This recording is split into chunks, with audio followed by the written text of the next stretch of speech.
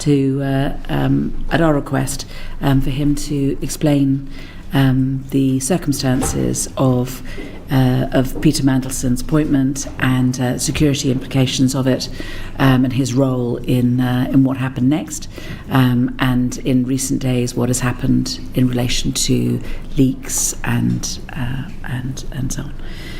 I think that it's very important that we hear from you. We heard from the Prime Minister yesterday, and thank you very much for appearing. I know it must be a very difficult time for you personally, and we are very grateful to you for coming in. Thank you, Chair. We're hoping that you're going to feel a bit freer to give fuller answers to us than you did on the last occasion you appeared in front of us on the 3rd of November, or in your letter of the 16th of September, when you clearly told us the truth, but you only told us part of the truth. And it's a little bit like, saying I had to run to work today, but not saying that you were chased by a bear. It reminded me of when I was a criminal barrister, and the importance of the oath being that you had to tell the truth and the whole truth. We're not going to ask you to swear on the Bible or anything like that, but I think that it is important that we do get the whole truth today, and I don't intend to kind of dwell on previous issues apart from just to say that now, because what I'd like to do is just to move on to where we are now and what the questions are. And I think what I'd like to do is perhaps ask you to walk us through what the situation was when you appeared in the Foreign Office as Permanent Under-Secretary. What was the state of play, and in particular, what was the status of Peter Mandelson, and what needed to happen next, and what did you need to do in order to ensure that happened? Thank you, Chair. And I know this sounds formal and maybe even a bit unlikely, but thank you very much for the opportunity today to come and speak to you about these matters. As you say, it has been a difficult time, leavened slightly by it being my birthday yesterday. Yes, all that. So thank you for the opportunity to set things out. I won't go on at length, but I think there are three important framing points I need to make. Firstly, as you say, when I walked into post as Permanent Under-Secretary on the 20th of January last year, I wasn't walking into a vacuum. I arrived to a situation in which a due diligence report had been undertaken into Mandelson by the Cabinet Office, assessing the reputational risks and his fitness for office. The Prime Minister had then presumably taken advice on his fitness for office. The name had been submitted to the King as Minister's recommendation. The Prime Minister had made an announcement that Mandelson was his nominee without caveats. The British government had sought agrément, the formal diplomatic process for a host government accepting a nominee from the US government, and that had been obtained before I arrived in post. He'd been given access to the building. He'd been given access to low classification IT. And from time to time, for case-specific issues, he was being given access to higher classification briefing. So I'm afraid I walked into a situation in which there was already a very, very strong expectation, and you will have seen the papers released already under the humble address, that coming from Number 10, that he needed to be in post and in America as quickly as humanly possible. The very first formal communication of this to my predecessor from Number 10 Private Office being that they wanted all this done at pace and Mandelson in post before inauguration. So that's the situation I faced. I'm sorry, so there is paperwork about that, and that presumably will be disclosed to Parliament? It already has been, Chair. That letter from Number 10 Private Office is already in the disclosures made. There's nothing improper about it, but that's the context I walked into. So I'm afraid what that translated into for my team in the Foreign Office, and certainly the handover briefing I was getting as I arrived at post, was what I felt was a generally dismissive attitude to his vetting clearance. The focus was on getting Mandelson out to Washington quickly. Despite this atmosphere, an atmosphere of pressure, the department completed developed vetting to the normal high standard. Because the vetting process is not there to determine fitness for office or reputational risk, it's there to protect national security. And the Prime Minister had already made those judgments. I'm so sorry to cut across you. We will get onto that, but can I still want to just take it in stages if it's all right with you? Yes. Because what I'd like to do is to ask you about, we hear about the circumstances, the announcement, the press release, the King having agreed, the Americans having agreed, the letter to him, congratulating him on it, the access, but it was all subject to vetting, and the question I want to ask is, what kind of pressure additional to that were you put under in relation to the vetting? Thank you, Chair. And before I answer your question, which I promise I will, it was not I'm afraid I don't think at the point of his appointment and 4 days thereafter it was actually a given that he would be vetted. Again, if you look at the documents submitted under the humble address, there is no stipulation from number 10 that he should be vetted. The welcome that was sent to him immediately afterwards doesn't say welcome to the Foreign Office subject to vetting. The announcement put out on the 20th of December says that he will be out early in the new year. It does not say subject to vetting. The contract does, though. The contract of employment. The contract issued to him after he was vetted says that he must maintain his clearance. So did mine. Okay. That is an absolutely standard stipulation. But nothing about his appointment actually, as far as I've seen in writing, stipulates it. Yeah. There was then a debate between Cabinet Office, FCDO, about how to make sure that he is sent out to post with the appropriate clearance. And that took several days. And a position taken from the Cabinet Office was that there was no need to vet Mandelson. He was a member of the House of Lords. He was a Privy Councillor. The risks that attending his appointment were well known and had been made clear to the Prime Minister before appointment. Now, in the end, the FCDO insisted and put its foot down. I understand my predecessor had to be very firm in person. But that was a live debate at the point of announcement, and I think it's important to make that clear to the committee. And that, again, should be minuted. Those discussions should have been minuted, and it should be they should be part of the humble address disclosure. Well, given your absolutely understandable focus on scrupulous accuracy, that's before my time, but I'm sure there will be papers. Yeah. And who was the debate between? Who in the Cabinet Office? Do you know? I don't know for sure. The briefing I had on arrival was that there had been a position taken from the Cabinet Office that, as I say, some of Mandelson's status meant that vetting might be unnecessary, and that had been a discussion for several days after the press notice. It had been resolved before Christmas and resolved in the FCDO's favour. And I only mention it, Chair, because I think to say now that it was always clear that his appointment was subject to vetting is something that the committee should consider whether that's something they need to take more evidence on. So before we move on, then, you're not sure who it was in the Cabinet Office, but can I ask this: was it a politician or was it civil servants? I don't know. I was not in post at the time. All I understand is that there was a live debate, I think at official level, but I couldn't swear to it. Okay. So, additional to that, was there other pressure put on you or put on the Foreign Office? I think throughout January, honestly, my office, the Foreign Secretary's office, were under constant pressure. There was an atmosphere of constant chasing. When will this? Daily phone calls. I couldn't say for certain daily, but I mean certainly very frequent, from private office to private office. Has this been delivered yet? Never any interest, as far as I recall, in whether, but only an interest in when. So when you say private office to private office, you're saying private office of number 10? Yes, I am. And who are we talking about there then? Are we talking about Elsa Tarry? I'm not going to say, Chair. I may no longer be a civil servant, but I didn't come here today to scapegoat other civil servants. I came here to make sure the committee understood the circumstances. No, I understand that, but I also want to know who the source of this is.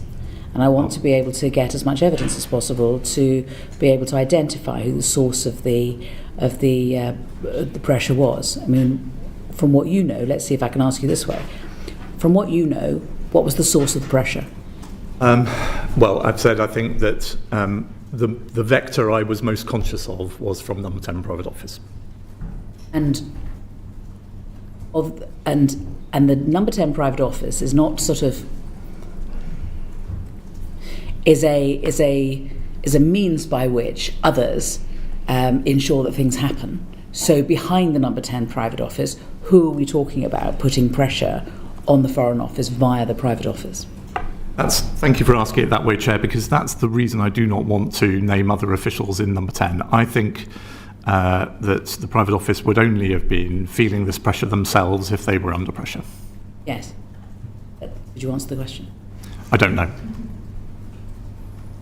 So we do know that Morgan McSweeney was a protégé of Peter Mandelson's, and we know that he was very keen on Peter Mandelson getting the job, and we know that he resigned, saying that it was all his fault, and that he had advised the Prime Minister to appoint Peter Mandelson, and took it on the chin, took the blame. So, was it him? I'm afraid when I said I don't know, I meant it. I don't know. Right. I've told the committee what I do know, which is that the Foreign Office was being chased very frequently, and I don't hold the private secretaries responsible for that. And was there any direct communication between anyone in number 10 and you? No. So there was no one ringing you on your mobile phone or WhatsApping you or sending you any messages? No. And your phone is presumably something which has been handed in as part of the humble address and will be able to be investigated? Certainly will. I'm just told that once someone has finished being a civil servant, that their phones are wiped and that they're reused. So could you just give us an undertaking to make sure that doesn't happen? My phone for the relevant period was downloaded before I left government. Very good. Very good. Okay. So it's private office to private office, nobody contacting you directly. But again, as far as you're aware, a record was taken of the contact between private office and private office. I'm sure there are records of interactions between us. I couldn't swear to what those are or how many of them there are, but you'll have to ask the government that, I'm afraid. No, but if it's a private office, it's your private office.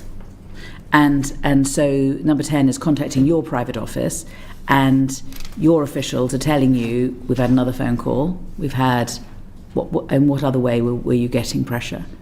I'm talking, Chair, remember, I'm talking about the whole of January here, Yes. the first 3 weeks of which I was not in post. Well, were you actually in the Foreign Office, even though you weren't in post? I had a handover week the week before I took up the position, right, where Philip told me a bit about the job, and I sat in a room some distant from his and read a lot of papers. Did he tell you that you were going to get a lot of pressure? He described to me the steps and the atmosphere that I've described to you. Yes. Okay. So during the 2 weeks in January that your office is getting pressure, we've heard about phone calls. What else is there? Are there emails as well? I don't think so. And this is I think the natural thing in many ways, which is that a private secretary wanting to know what's going on, feeling under pressure themselves to deliver, is ringing up and saying, where are we on this? Can you make it happen? Can you deliver? Get on with it. Yeah. I mean, it's right, isn't it, that there should be official records kept accurately, and information should be handled as openly as possible within the legal framework according to the code. So there should be a record of all the phone calls that are made. I think if the modern civil servant made a record of every phone call that they received, they would do nothing else, Chair. So I doubt there's a record of every phone call. I'm sure there is a trail that explains that there was a regular contact. I thought that genuinely civil servants couldn't buy a cup of coffee without making a record of it. I don't seem to be able to buy a coffee without someone following me down the road, Chair. So yeah, it'll pass. But seriously, it is part of the code, isn't it, to keep accurate official records and handle information as openly as possible within the legal framework. It's a really important part of this to keep records. And I hear what you say, not every phone call, but phone calls from number 10 saying, get on with it, we want to appoint Peter Mandelson as ambassador to the United States, is an important phone call, even if it does happen every day. It is, but if it's not telling the department anything new, then there might be no need to record it each time that you receive it. The need to record it is to show the extent of pressure that the Foreign Office was being put under by number 10. Well, as I say, I think that when you take evidence from the government, they will be able to describe that period to you, and I've tried to do my best to do so when I was only in post for 1 week of January. Okay. Can I ask you this? So let's move on to the 28th of January, when UKSV recommended that developed vetting be denied, and that Peter Mandelson, they identified, was he was a man of high concern. You recognise those two phrases as being applied to Peter Mandelson? I don't actually, Chair, but we can come on to that in a second. Okay. Well, we understand that those two things were what UKSV concluded about Peter Mandelson.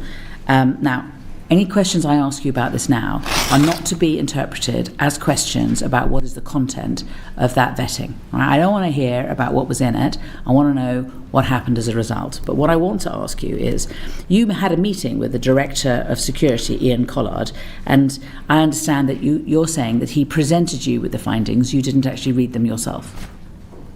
That's correct, Chair. Perhaps I could describe this meeting to you if that would help. And again, is there a note of it?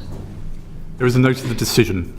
The meeting itself, of course, involved the team describing to me some of the issues and the way in which they proposed to manage them. It wouldn't have been appropriate to record that in detail. The decision of what we agreed we would do and the ways in which we would manage it is recorded and is available in the Foreign Office. And that record is part of, if I can call it, a DV bundle. So there's the UKSV paperwork, and then there's paperwork from the Foreign Office, and so those two, there's a part 1 and part 2, and so it's part of that bundle, but it isn't, the record that you're talking about is not a freestanding document. I think I know what you're driving at, but may I describe this in my own words, Chair? There has been a good deal of misunderstanding about this process, if I may say so. For the Foreign Office and for several other departments, UKSV does not fail a candidate. Nor does the department, no, I know, and apologies, Chair, but others have.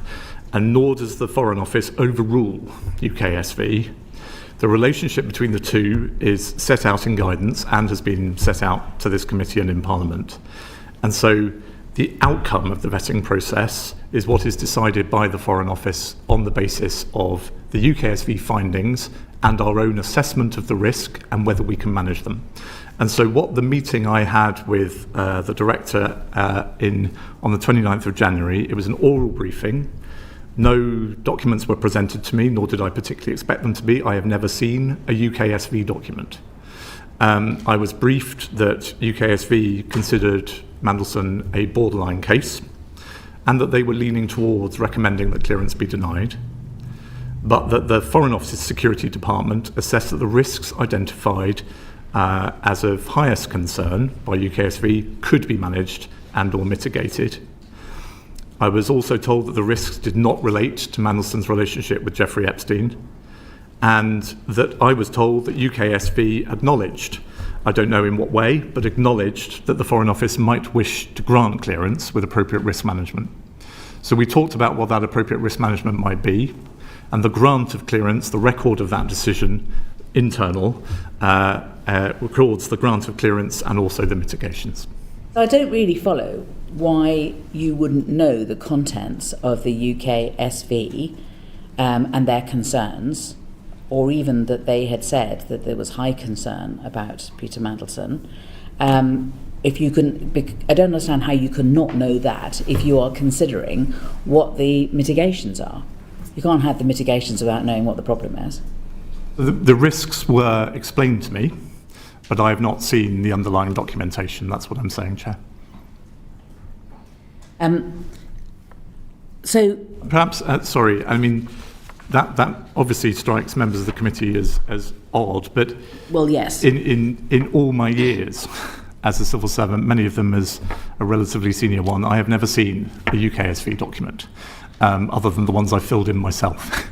And that doesn't surprise me. The government makes very clear in public guidance that for anybody to be briefed outside the vetting security process, for anybody to be briefed on the information into or findings of a UKSV process has to be for, I think I quote, wholly exceptional circumstances. And this is a wholly exceptional circumstance, surely? No.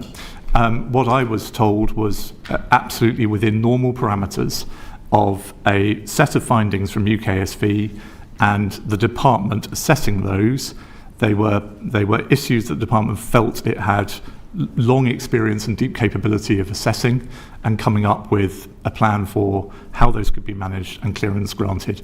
That that is not unusual in this process, Chair. It was unusual, I admit, that I was briefed on it. I wasn't surprised to be briefed on it given the prominence and the profile of the case, but the underlying interaction between UKSV and the Foreign Office and the decision-making process was entirely standard. When you were given your oral briefing, you claimed that you were given the impression that Peter Mandelson was a borderline case and not a case of high concern or one that was whereby the UKSV was recommending denial of vetting. That's correct.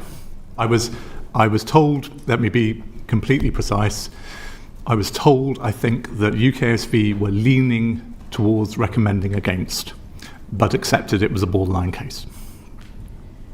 Okay. And I think it's important to say this, when we're dealing with documents and releases of documents, inevitably things look quite black and white.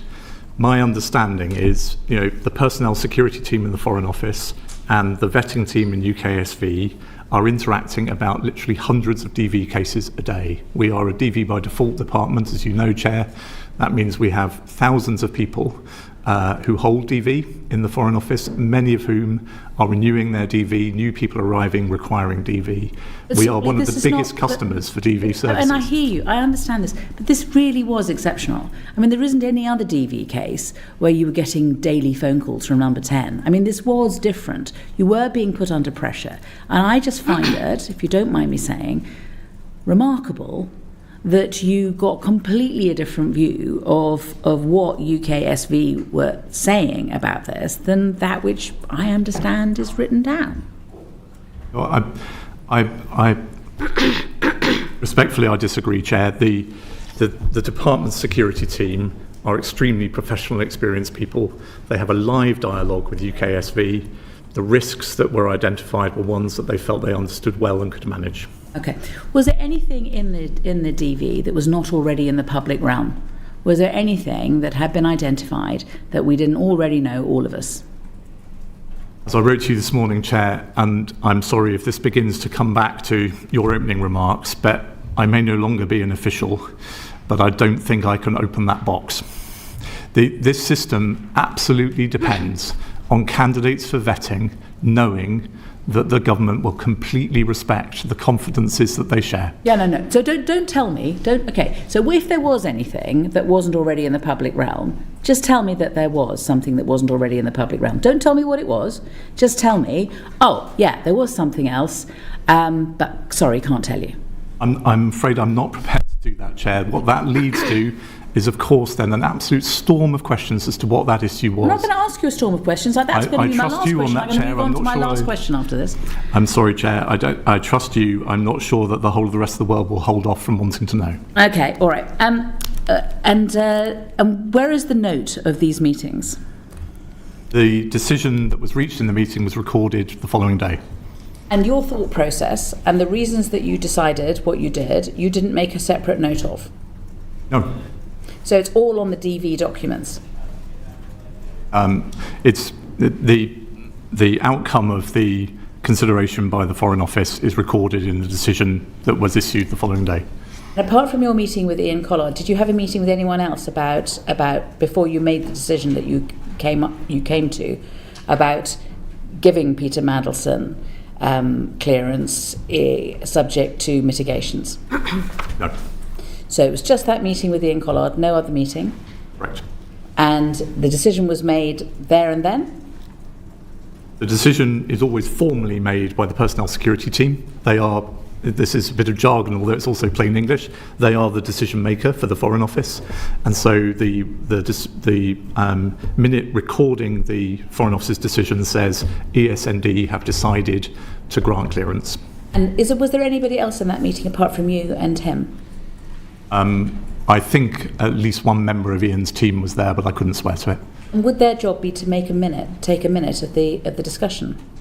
I hope not, Chair, because the issues we discussed should not have been recorded at the tier of classification that would be available. Even if it was then put into the DV documents?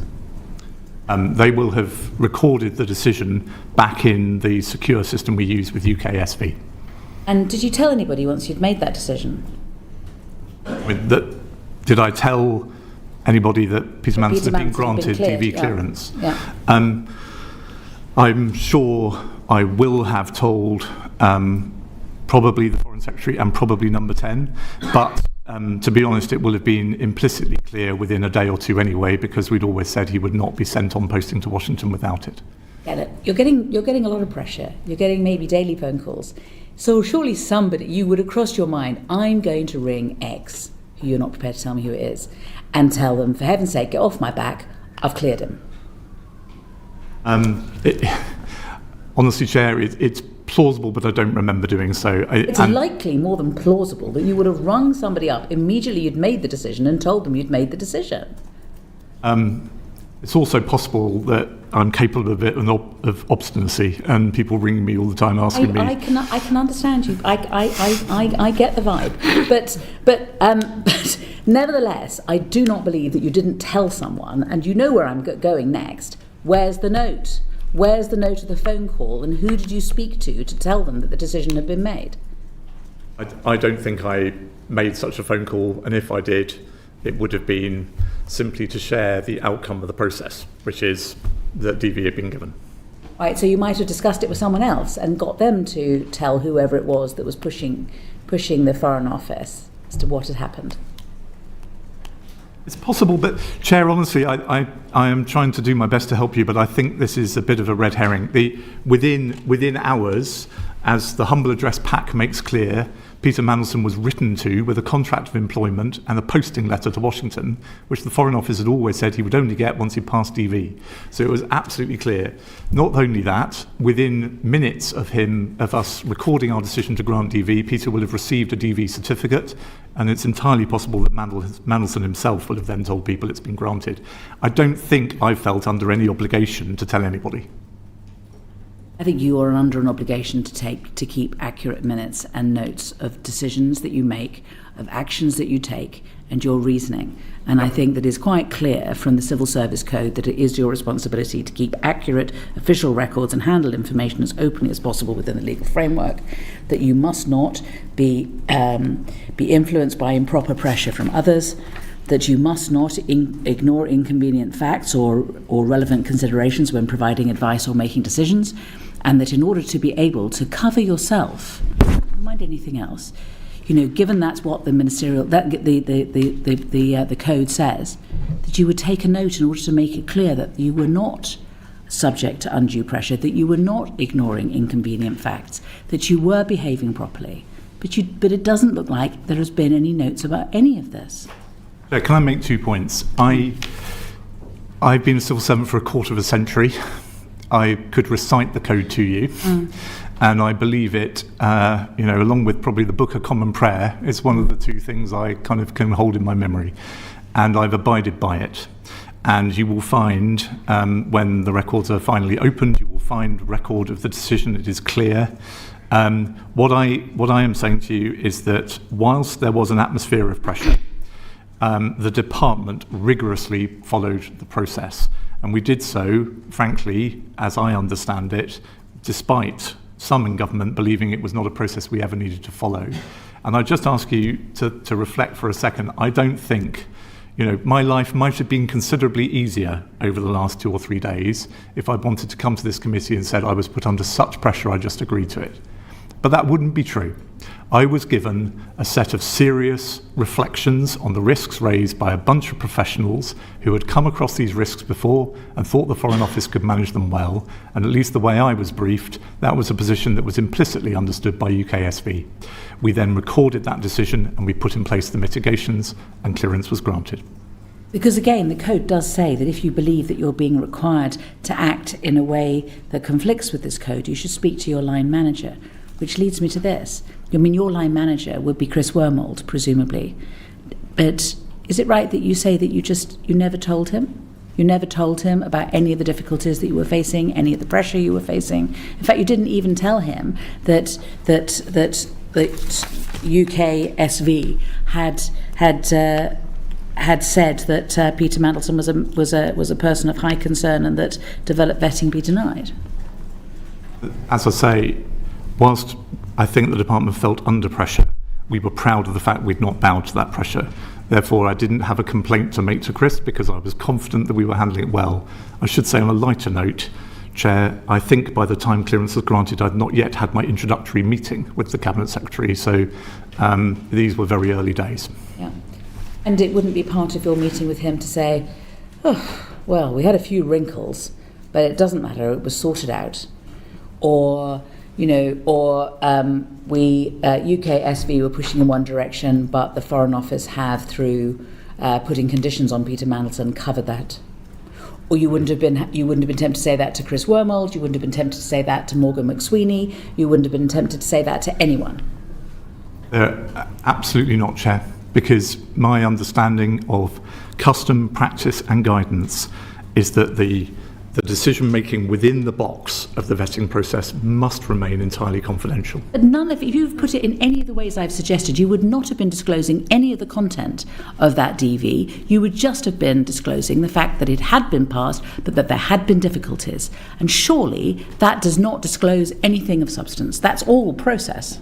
Well, I think it would have been, Chair, me just trying to shift responsibility onto others.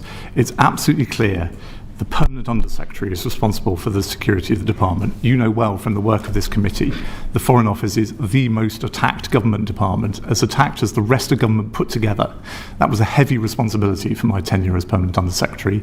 If I started sharing that burden with others and saying, this was a bit of a tricky one, but I think we can manage. What I'm doing is I'm offloading that responsibility. The responsibility ultimately was on me, and I carried it out rigorously and to the best of my ability. If you widened the circle, or if you made notes, or if there had been more paperwork, then wouldn't those have been disclosable under the Freedom of Information Act? And isn't the only reason that we even know that the UKSV had said that developed vetting should be denied is because of the humble address? Otherwise, we would never have known. And there would never have been any paperwork, and there would never have been an audit trail, and there would never have been a trail of decision-making. We would never have known.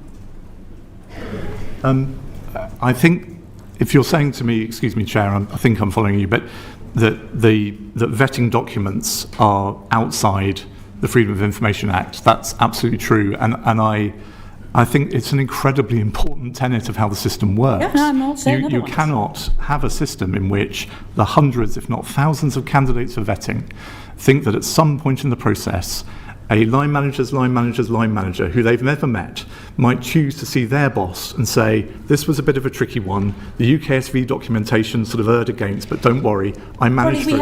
I think that would be a breach of trust. That's not, we support you completely on this. That's not a problem. The problem is the process. The problem is that if there had been more paperwork, if you had discussed it with anyone, then it might have come out that there had at least been, to put it as mildly as possible, a wrinkle.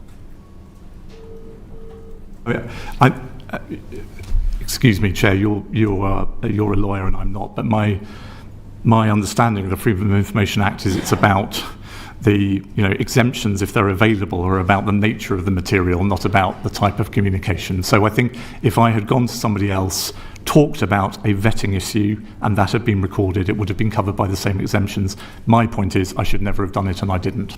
Okay. Thank you very much. I'll pass on to Sir John. Thank you, Chair. Colleagues, I think, are going to move on to other aspects, but I just want to probe a little bit further on one or two of the answers you've already given. You've described to us the situation when you arrived in post, the extent to which various steps had already been appointed, due diligence, the approval of the king, the obtaining of agreement. Were you surprised that all of those had been completed without the vetting process having been done? Thank you, Sir John. In the narrow sense, I wasn't surprised because I've been following the news. So when I arrived in post, I knew perfectly well that the Prime Minister had made his appointment, that it had been announced. And of course, then in my handover with Philip, he told me about agreement and the other steps that you mentioned. As I look back, whilst the Foreign Office didn't see it as I understand it at the time, I am also completely unsurprised by Simon Case's advice to the Prime Minister of November 2024, that if he wished to make a political appointment, it would be the safest course to achieve security clearance before making the announcement. And I think, had I been in post, Philip will speak for himself, maybe he did, but had I been in post at around that time, that's what I would have advised as well. So you think it should have been obtained before those steps were taken? I think, as others have said publicly in the last few days, this is unusual because most people appointed to ambassadorial roles already hold clearance. Yep. But that's a very, very sensible position to be in, and it's what I would have advised in this case too. Thank you. And you've also described... I should say, I mean, in the American context, Sir John, as you may well be aware, it's a particularly sensitive issue because the United States government is very hot on the clearances people hold, and so it would have been a sensible precaution. And actually, had approval not been granted and therefore the position had been revoked after agreement had already been obtained, would that have damaged our relations with the United States, in your view? I think it certainly would have had. Yeah, I mean, I think it would have damaged them. Yes, Sir John. I mean, the process of getting agreement was taken at quite some pace and was delivered, I think, still technically just by one working day by the Biden administration. I think if the nomination had changed after that point, the incoming administration may well have commented on it publicly, and it would, yes, have caused quite an issue in the relationship. Right.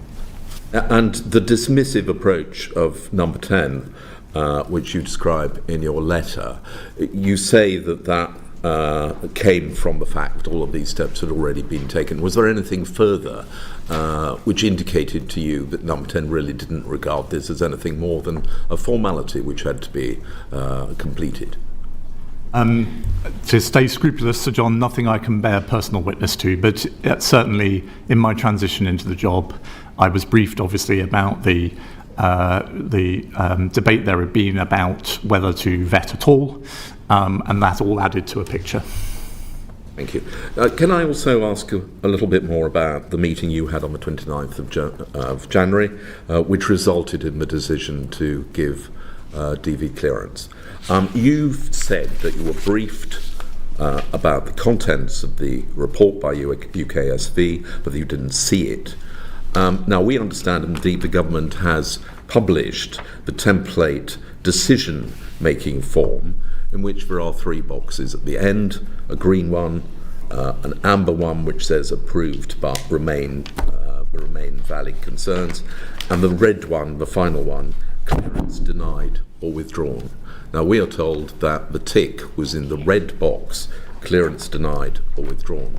Now, that doesn't seem to me borderline. Were you aware that the tick was in the red box? I have, before the government chose to publish it, I've never seen a form like that. And so if I may make 2 points to John, I certainly do not recall the way in which the UKSV findings were presented to me as being that definitive. As I say, it was briefed to me that they were leaning against, I think is the phrase I remember. But leaning against is not the same as the decision. We are told that the decision, the recommendation rather, from UKSV was clear. The recommendation was denial. It wasn't leaning, it was denial. Well, you asked me what I heard in that meeting, and I'm trying to remember to the best of my ability. The other point, which I think in the way you've asked the question you understand perfectly well, but just in case, that form is consumed differently in the Foreign Office and in half a dozen other departments than it is in other parts of the system. Those are recommendations and not decisions. And so what my team will have done, I'm sure, is break that down, go through the specific issues that have led UKSV to their concern, and then make an assessment as to whether they can be managed. And that's what came to me. Your team did that. The meeting you had was only with the Director of Security, so it would have been his officials who have broken it down, and he would have reported to you the outcome of that process. Right. And a note was then circulated afterwards saying what the decision was. Did that note simply say, it has been decided that Lord Mandelson is to be granted clearance, or did it say, despite the recommendation of UKSV, it has been decided? I think that minute is not a minute I can properly discuss, Sir John. It's no longer, sadly, my document. And as I said in answer to the Chair's questions earlier, it's a minute that certainly would give you, the public, but also our adversaries, quite a strong sense of how we tried to manage that process. But are you aware that anybody else other than you and the Director of Security who took that decision were aware outside that the decision went against the recommendation of UKSV? So apologies for repeating myself, but I was told that it was borderline and that they were recommending against. I don't remember anybody at any stage saying anything different to me, certainly not about red boxes. So I'm sorry, I don't know if that answers your question. But I'm afraid it doesn't quite. Okay, Essentially, my question is, you took a decision in a meeting with just one other person present. Was anybody else aware after that meeting that the decision had been to overturn or to go against the recommendation of UKSV, or was it simply reported, we've had a meeting and we've decided that he should obtain clearance? I'm sure the Director, and sorry, I did answer the Chair earlier, I don't think it was just the Director in the meeting with me. I think there was at least one member of his team there. I'm sure they will have debriefed to some extent on the conversation, but I don't know precisely what was said. Did you tell ministers at all, or number 10? You told them the outcome of your decision, the outcome of the meeting, but did you tell them about the recommendation made by UKSV? No, and months later, when in the immediate aftermath of Mandelson's sacking, we were obviously thinking internally about how to respond to legitimate questions this committee and others had about that process. And my recollection is, in a way I wasn't surprised by, the direction from number 10 was, we must make clear that these decisions were taken entirely independently of ministers and that they were not consulted other than to be told the outcome. Edward, I think you wanted to intervene. Thank you, Chair. I just wanted to clarify the conversation that happened in the meeting discussing, presumably your Chief of Security comes to you and explains the concerns raised, but also the mitigation that he believes the department can put in place. At that point, is it a recommendation to you, or is it your judgment on whether or not those mitigations are sufficient for you to be satisfied on the granting of DV? Good question. I recall it as a recommendation to me, but before you read too much into that, I was accountable. I accept that. So that is not an attempt to say, if only they are entirely professional people. They care deeply about national security. They run one of the toughest security functions in government, given the attack we're under. I trusted their judgment and I backed it. Okay. I totally accept that, but I just want to be clear that the advice you were given in that meeting, that conversation, was that we understand these risks, we believe we can mitigate against them, and therefore you should be comfortable making the decision to grant it, or it's our decision that it can be granted given these mitigations are in place. Obviously, we're at a stage in this whole episode where precise words are very important, and I wish I could recall them that precisely, Mr. Morello, but I don't think that's an unfair representation. Okay. So you've already outlined the extreme levels of political pressure that you were under to complete this process. Is there any suggestion that that pressure filtered down to the department that ultimately was making the recommendations to you? Were you satisfied in that meeting that the evidence the options that were proposed to you and the decisions that they were proposing was come to independently of the political pressure that was being exerted on you, or will they also have felt the political pressure that was on the department? So, extremely good question, and I am very confident in answering. They are clever people, they will have been very aware of the pressure. I also have complete confidence that their recommendations to me and the discussion we had and the decision we made was rigorously independent of that pressure. Thank you, Chair. What I want to ask, having heard everything you've given us so far, is what do you think would have happened if you denied clearance? Yeah. How would you have gone about that? Yeah. What would the impact of that be? Would it even be possible? So maybe this is the first time, remembering back to the Chair's introduction, where I can abandon the civil servant's response of saying that's a hypothetical question. I think it would have been very difficult indeed, Mr. Carden. I mean, again, if I can walk you back to the situation I came into the post in, we had been through all of these steps very publicly, in which the Prime Minister's nominee had been put out there to the public, announced, blessed by the King, agreed by the US government. We were in receipt of formal letters from Number 10 telling us to get on with it quickly. We had engineered agrément to arrive just before the inauguration, as required by that original letter that's been published as part of the humble address response. So I'm not trying to hide from your question, but I suppose all I can do is agree with the premise that against that backdrop, the Foreign Office saying, okay, but sorry, we can't grant him clearance, would have been a very, very difficult problem. And a difficult problem I would have been landing the Foreign Secretary with and the Prime Minister with. And of course, given the commentary of the last few days, I'm acutely conscious of that, and I've done the odd bit of what-if-ery myself. But I suppose, just in case this is the thrust of your question, that was not what was on my mind as we took this decision. I have spent 25 years now just as a civil servant. About half of that period I've been in jobs that have an acute bearing on national security. I live and breathe this stuff, possibly to a fault, Mr. Carden, and I believe passionately that it's one of the jobs of the civil service, creatively, flexibly, to support ministers in protecting national security. That's what I wanted the team performing this assessment to feel, and that's the conversation that was going on in my head as I listened to their recommendations. And so if we go back again, the Cabinet Secretary at the time, Lord Keir, advised the Prime Minister to carry out security vetting prior to announcing any appointment. Why would that advice not have been followed? Here I will take the civil servant's answer, if I may.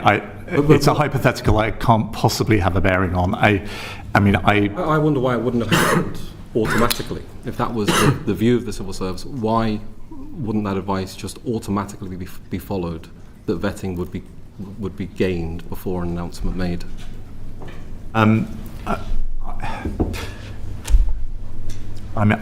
can only guess. The Prime Minister had received a due diligence report in which the very well-known reputational risks of appointing Mandelson were presumably made clear to him. He had advice on different options for the post. I assume he will have looked at the risks around Mandelson, and maybe he thought, look, this is a very well-known character.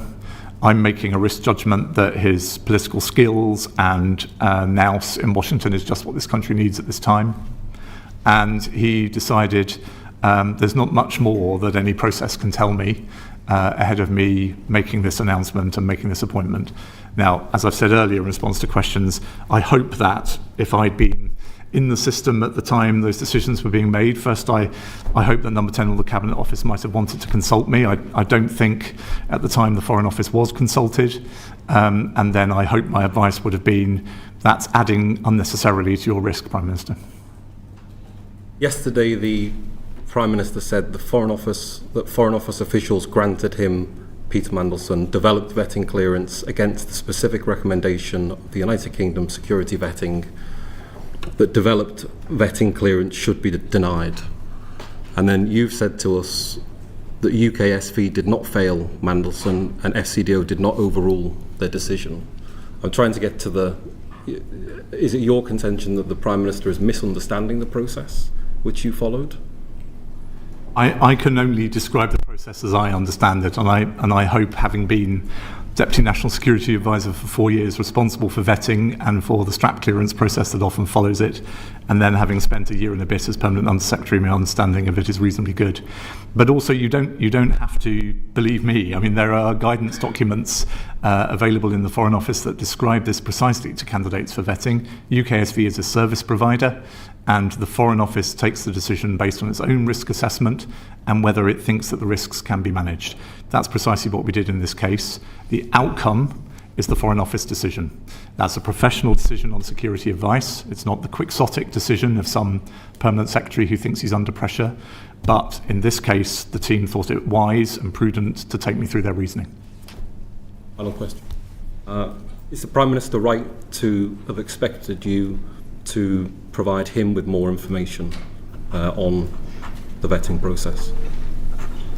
I hope it's clear from everything I've said so far that I believe that's a misunderstanding and a dangerous misunderstanding of the necessity of confidentiality of the process. And I think,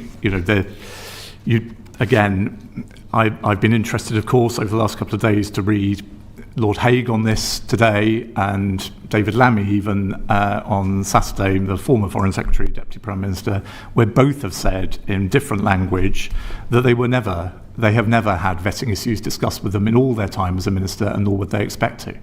And I'm afraid that's exactly the culture I have been brought up in. It's supported by guidance. You are not supposed to share the findings and reports of UKSV other than in the exceptional circumstances where doing so allows for the specific mitigation of risk.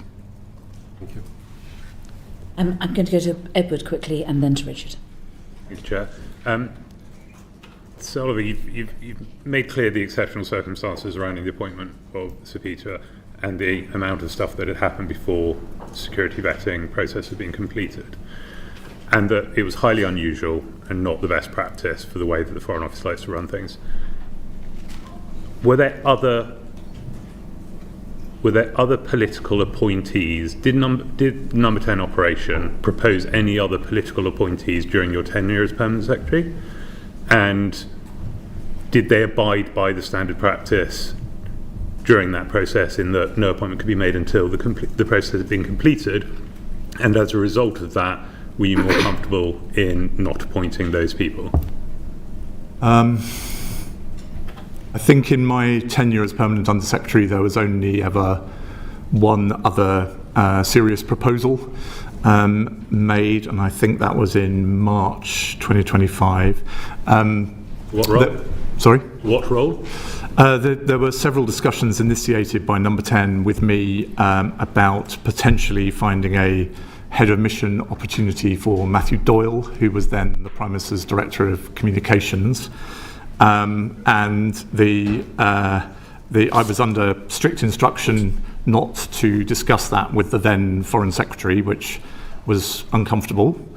But the context here, Mr. Morello, was, I was still in my early months in the job, but I'd already concluded, as indeed I think I gave evidence to this committee about not long afterwards, that the Foreign Office needed quite serious reform. I was in the process of talking to the top team about quite a profound restructuring involving job losses.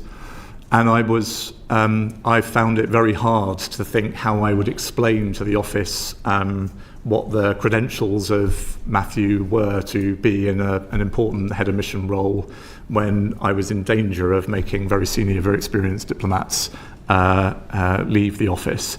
So, I mean, after a couple of, I did my duty, I looked at the forward look of available jobs.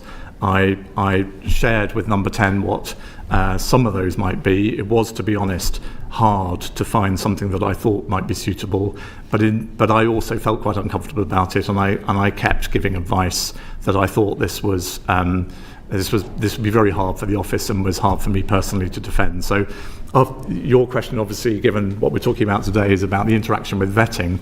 That didn't arise because Matthew was already in post in the Foreign Office as a special advisor, in number 10 as a special advisor. And after a day or two, the idea seemed to get dropped. So I don't think, back to your question, this specific issue of a political appointee and the interaction with the vetting process came up again during my time. Thank you. Can I just, because there's a little bit of mounting confusion, I think, on the committee, and if it's not just on the committee, it might be with the public as well. Are you saying that UKSV didn't recommend that DV be denied? I've put in too many negatives there. Are you saying that UKSV didn't recommend that DV be denied? Are you saying that?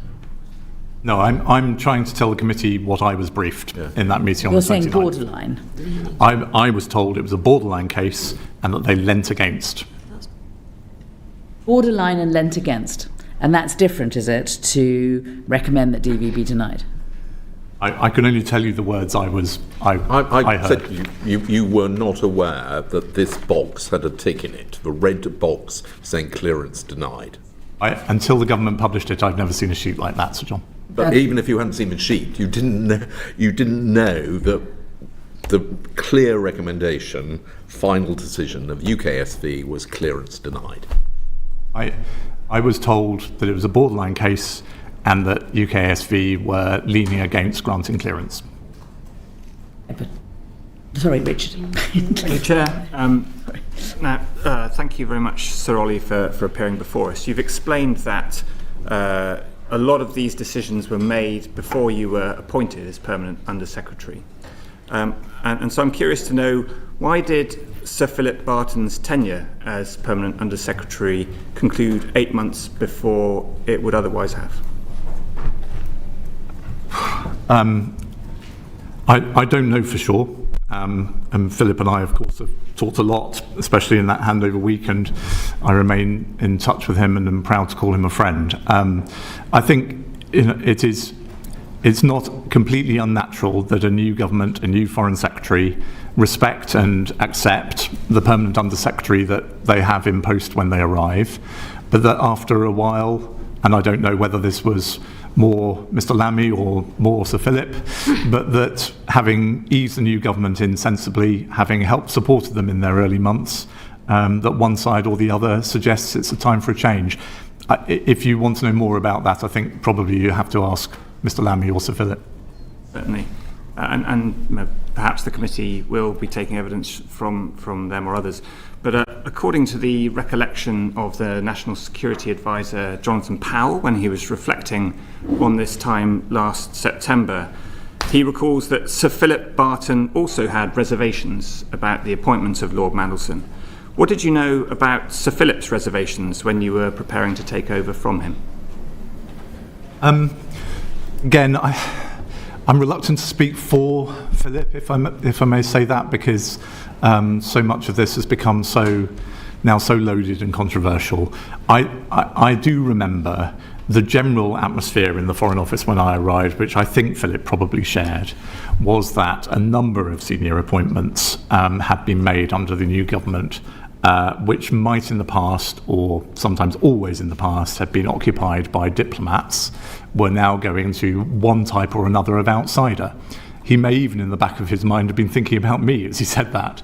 But Jonathan would have been in that category, Jonathan Powell and others. And so I think he was nervous, and certainly others who then were my senior team as I arrived in the office were nervous that this was a sort of a creep of senior diplomatic roles going to non-career diplomats. And of course it's possible that he was worried about exactly the same reputational risks that were detailed for the Prime Minister at the time he made the appointment. But that's a matter for him to talk to you about. In that time when you were the designate permanent Under-Secretary, what conversations did you have with advisors or officials that might have led you to believe that Lord Mandelson needed to take up this role regardless of the outcome of developed vetting? It was never put to me, I can say with certainty it was never put to me that way. I certainly did, as I hope I've said clearly to the committee, I certainly did arrive to an atmosphere where this wasn't just please get this done quickly, it was and get it done. And so that was, I think, a pretty unmistakable feeling. As I hope I've also been clear to the committee, I don't think I allowed that, and certainly the security team didn't allow that to cloud their judgment. I just want to look at a couple of pieces of evidence. One that was released in the tranche of documents, Volume 1 of the Return to the Humble Address, and this is a December 2024 email from the number 10 Private Secretary for Foreign Affairs, Ms. Terry.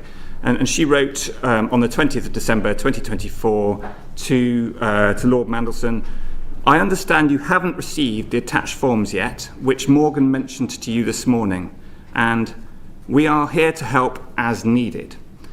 Why would it be necessary for the Prime Minister's Chief of Staff to have a conversation with an ambassador who was about to take post about joining forms?" I don't know. I wasn't there. I wasn't privy to those conversations. Sorry, get that out of the way. To try and be more helpful, I suspect the chair said in her opening questions that Mr. McSweeney and Mandelson were close. I therefore suspect that Morgan was in touch with him, congratulating him on his appointment, and then telling him he would have some paperwork to do, and all that. More than paperwork, it was conflict of interest forms. I agree, and of course, when I arrived in post, this was a part of the process I then had to oversee, and was an important and occasionally difficult part of the process. But all I'm trying to explain is that I suspect when a friend talks to an appointee that they're congratulating, it's, the officials will be in touch with some stuff you have to do. Going back to the point where Sir Philip was still permanent Under-Secretary, it is reported by, I think it's Sam Coates, that the Morgan McSweeney, the Chief of Staff, rang Sir Philip and said, in terms stronger than those that I can use before the watershed. I think you should. Well, I'll just say that it was just to prove it with terms stronger than that. Does it accord with your impression when you took over from Sir Philip? I think I recall Philip saying to me, certainly Philip's handover to me has contributed to my strong sense that there was an atmosphere of pressure and a certain dismissiveness about this DV process, which I hope I've tried already to be honest with the committee about. I don't remember Philip using those words. Also, I'm proud to say Philip's probably not the sort of person who'd report them verbatim. Thank you. Yes. Could I ask you, because it's come up in the evidence you gave in answer to Edward, about Matthew Doyle. I think we probably should ask you, who at number 10 suggested that Matthew Doyle be given the post as head of mission somewhere? I don't know what the origin of the suggestion was, and I don't know who exactly was behind it or how serious it was serious enough for the number 10 private office to bring up the head of the diplomatic service and ask for a forward look of available head of mission jobs. And that's the point at which I thought that I needed to lay down some markers. And who told you not to tell the Foreign Secretary? Exactly. The number 10 private office were clear that this was so sensitive because it was about the Prime Minister's own dispositions for his own senior staff, that I should keep that to myself for now. Did Sir Philip tell you that, raise any similar incidents during his tenure? Did he tell you did he warn you to expect this kind of behaviour from number 10? He didn't. I mean, I have been around long enough, Mr. Morello, that I remember making one or two of these calls myself as a number 10 private secretary back in the day. So, I don't want to... You remember making calls to the head of the Foreign Office saying, can you get a job for my mate, but don't tell the Foreign Secretary? I hope I wouldn't have used that. Well, certainly I don't remember trying to get any job for my mates. Can you get a job? Can you help get a job for X's mates? But don't tell the Foreign Secretary. I think it's so long ago, to be honest, I can't remember the terms of the phone call I'm recalling, but it was, I don't think it's completely surprising that the Prime Minister would be so sensitive about the way in which he was dealing with a member of his senior team, and particularly a director of communications who's in minute-by-minute contact with the media, that he would want that kept to a very, very tight group of people at the time. And to be honest, the reason it's sort of surfaced again in my memory recently is that while I did keep this on very, very tight hold at the time, I think subsequently, or maybe simultaneously, Mandelson was asked about whether there was a job that could be made available in the US network. And so I think the fact that Number 10 was interested in potential diplomatic options for Doyle was probably a bit more broadly known than I realised at the time. Afra. Thank you. Just before moving on to the kind of main things I want to discuss, on that point that has just been talked about, when exactly were these conversations taking place? I'm afraid I can't tell you that precisely. Sometime in March last year. Okay. And what was the reason, in your opinion, that it didn't move forwards? I don't know. It's as likely, I suspect, to be about Doyle's own preferences and circumstances as anything I said. I can only tell you what I said, which is that I thought this would be difficult for the Foreign Office. It was difficult for me personally, honestly, as a leader, to explain why very talented and experienced diplomats were having to leave the organisation, and people who would be widely considered to have rather fewer credentials were being put in these important jobs. So it was very difficult for me, and I explained that. I don't know what led to the idea being withdrawn. Okay, thank you. I wanted to focus on the decision process that you went through to consider the recommendation of the UK security vetting and the ultimate decision that you made to grant security clearance. When you were considering the recommendation and the risks that were brought to you by the UK SV, in your view, did the findings materially alter the type and level of risk that had already been brought to the Prime Minister's attention? If I may say so, Ms. Brandreth, that's a clever version of the Chair's question earlier. And what you're inviting me to do is to say, are there particular risks that were new to me? I didn't say cleverer, Chair. You're inviting me to say, were there risks that were not already known in the public domain? And I'm afraid if there's one thing keeping me sane over the last few days, is that I will defend the integrity of this process.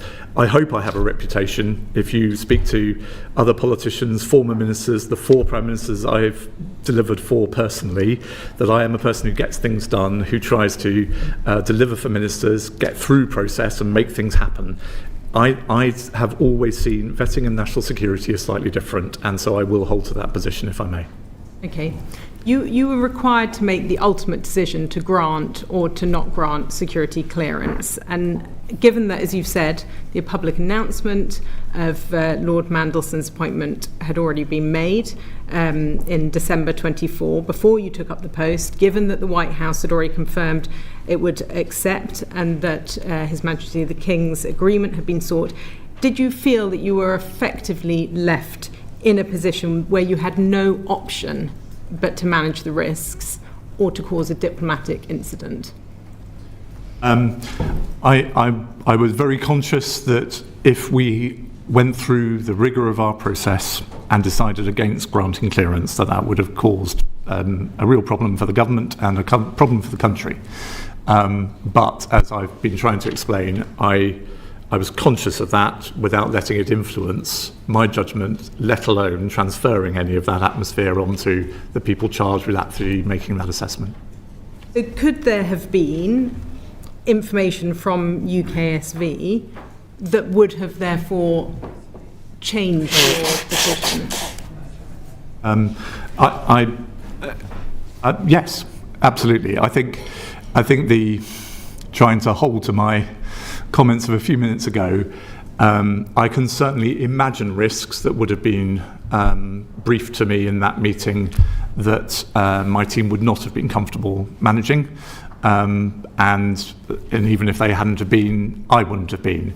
You know, the normal way in my tenure in the job in which the Permanent Undersecretary interacts with the vetting system, Ms. Brandreth, is in vetting appeals. So we have, as I've said, thousands of people who enjoy the highest level of clearance. And sadly, people's circumstances change. Sometimes they do silly things. Sometimes this is for sad reasons. And that leads to their clearance being downgraded or even withdrawn.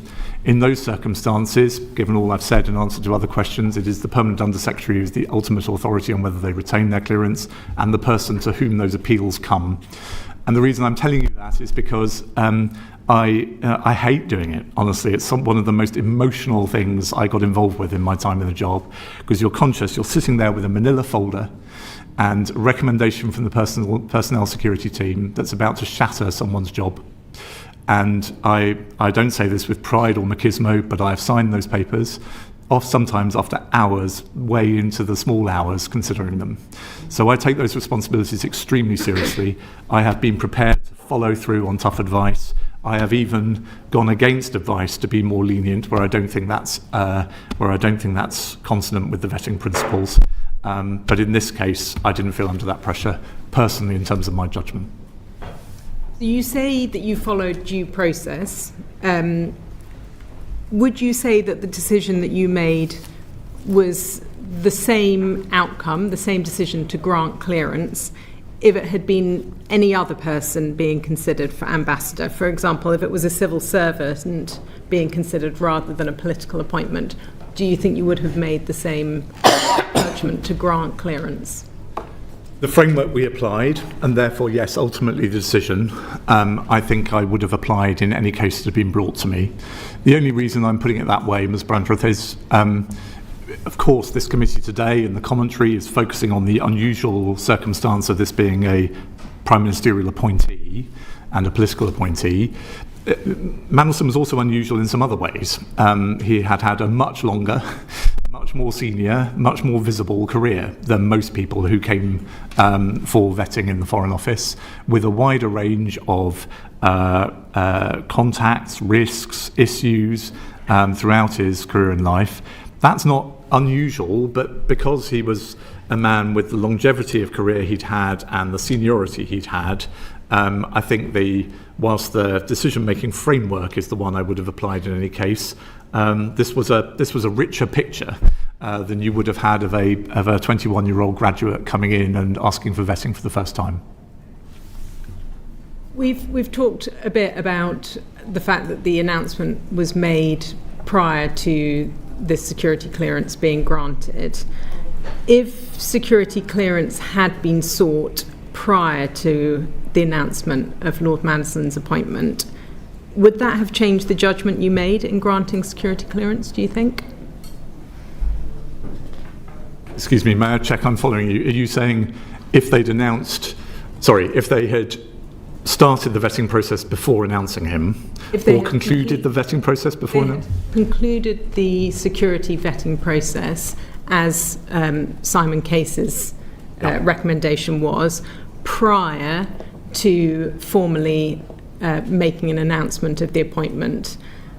Would that have changed the judgment that you made in terms of granting security clearance? Well, obviously, just so we have our chronology right, it wouldn't be me making the judgment, but I'm pretty confident that Philip would have assessed the recommendations of our personnel security team in the same way I did. So I don't think, what I know I'm trying to explain quite a kind of complicated context to you. The atmosphere, and that directly relates, as you're implying, to the prominence of the appointment, the timing of the appointment relative to security vetting, all contributed to the context we were working in. But my solemn belief is that the way in which we assessed the case and the conclusion we came to, we would have done the same at any juncture. In retrospect, obviously, with everything that we know now, do you regret giving security clearance, granting security clearance for Lord Mandelson? I regret that this process was not done before announcement. I regret that the due diligence process, which threw up, as I understand it, serious reputational risks, didn't colour the Prime Minister's judgment in making the appointment. There's quite a lot about this situation over the last year and a half I regret. I have no regrets about the work of my brilliant team and the judgment that we came to. But you say you regret that the announcement was made before security clearance was granted, and yet at the same time you've said it would make no difference to your decision to grant security clearance. What would you have done differently in that case? Is it that you would have then chosen to alert the Foreign Secretary or the Prime Minister? I think the main distinction I'm making, Ms. Brandreth, is I think this atmosphere I've described just wouldn't have existed. So the team would have been able to do this work, the then Permanent Undersecretary would have been able to consider it without that same sense that they were operating under this pressure and environment. And so I think the benefit for the government, for the Prime Minister, would have been that exactly the kind of responsible questions you're asking me today, some of them would not need to have been asked, because it would have been clear that the Prime Minister had wanted this clearance given before he made the appointment. What I don't understand from your answer is that you seem to be implying that if there had been due diligence done before the appointment, then the Prime Minister might have come to a different conclusion. But if security vetting had been done before the appointment, you wouldn't have come to a different conclusion. I'm sorry if I was unclear, Chair. Due diligence, as I understand it, was done before the appointment, and I think that has been now released in the humble address papers. What I feel sad about is that the Prime Minister's nominee went ahead despite that due diligence. And I think, look, what doesn't matter what I think. I think the Prime Minister, as I understand it, has essentially said that himself. He regrets the appointment. Uma. Thank you, Chair. I'm so sorry. I was supposed to go to Absam first and then to Uma. I beg your pardon. No problem. Thank you. So I have a few follow-up questions. You referenced pressure, feeling pressure from political pressure. You also mentioned dismissiveness. So the pressure I understand in terms of the phone calls that you spoke about. What did the dismissiveness look like? I think the dismissive, my word dismissiveness comes from all the way back to a letter to the Foreign Office, which I don't blame the person who signed it, but is out there now in the public domain thanks to the humble address, which says, "Take forth the necessary arrangements at pace. We want handover in advance of the US inauguration."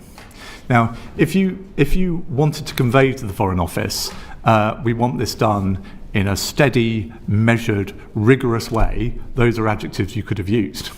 But instead, the direct written pressure, you don't need to worry about what I thought at the time as a non-official. The direct written pressure was get this done and get it done before inauguration. Now, if number 10 had wanted to say, comma, subject to the successful achievement of developed vetting status, they could have done so. And that then, I'm afraid, to me, is consonant with a press notice that says Peter Mandelson will arrive at post early in the new year. Again, it would be perfectly possible to add a note to editors which says, subject, of course, to the appropriate security clearance being granted. And civil servants have many faults, but back to the chair's original point, records and written communications and formality are important in the culture I have grown up in. And the clear written record is not, please get this done, subject to, it's please get this done. So in the previous meeting that we had when you came to the committee, I did ask you about timescales. I asked you about whether there was sufficient time. You didn't relay this information at that meeting. You actually said that there was sufficient time. I think the transcript says, in terms of the process, I am absolutely confident that UKSV undertook the process in precisely the standard way, doing all the checks it would expect to do, and we had ample time to assess and decide on the basis of its work. So that kind of contradicts the information that you're giving there. With respect, I don't think it does. The DV process, more column images about which have been written in the last few days than I think in the entirety of the rest of its existence, is an extremely intrusive and rigorous process. What we ensured, of our own volition, but responding to the atmosphere I've described, is that we used one of the tickets that the Foreign Office has per year to ask USV to do it quickly. Not to a different standard, but do it quickly.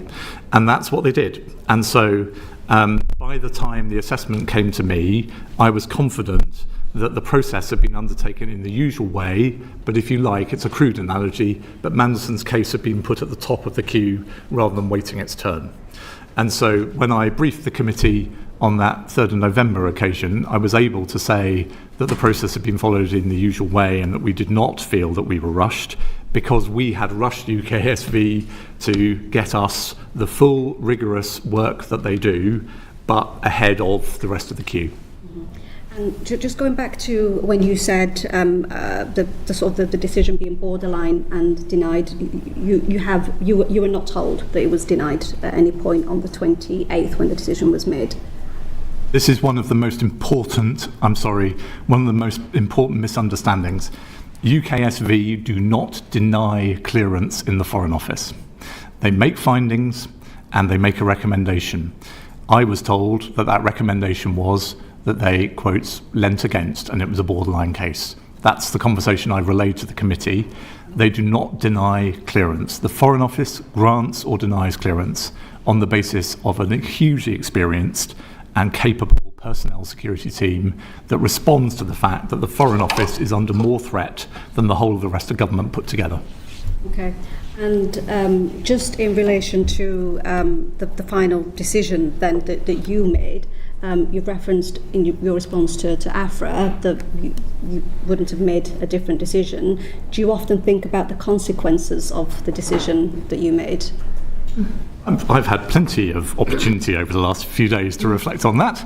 And I think about the consequences of it right now, I'm afraid, for my wonderful family and for the fact that I don't seem to be able to sleep in my own home and for various other things. But I don't reflect negatively on the professionalism and the judgments of my colleagues, or I hope myself. You also referenced that there was a bunch of professionals that explained the risks. Who were those professionals?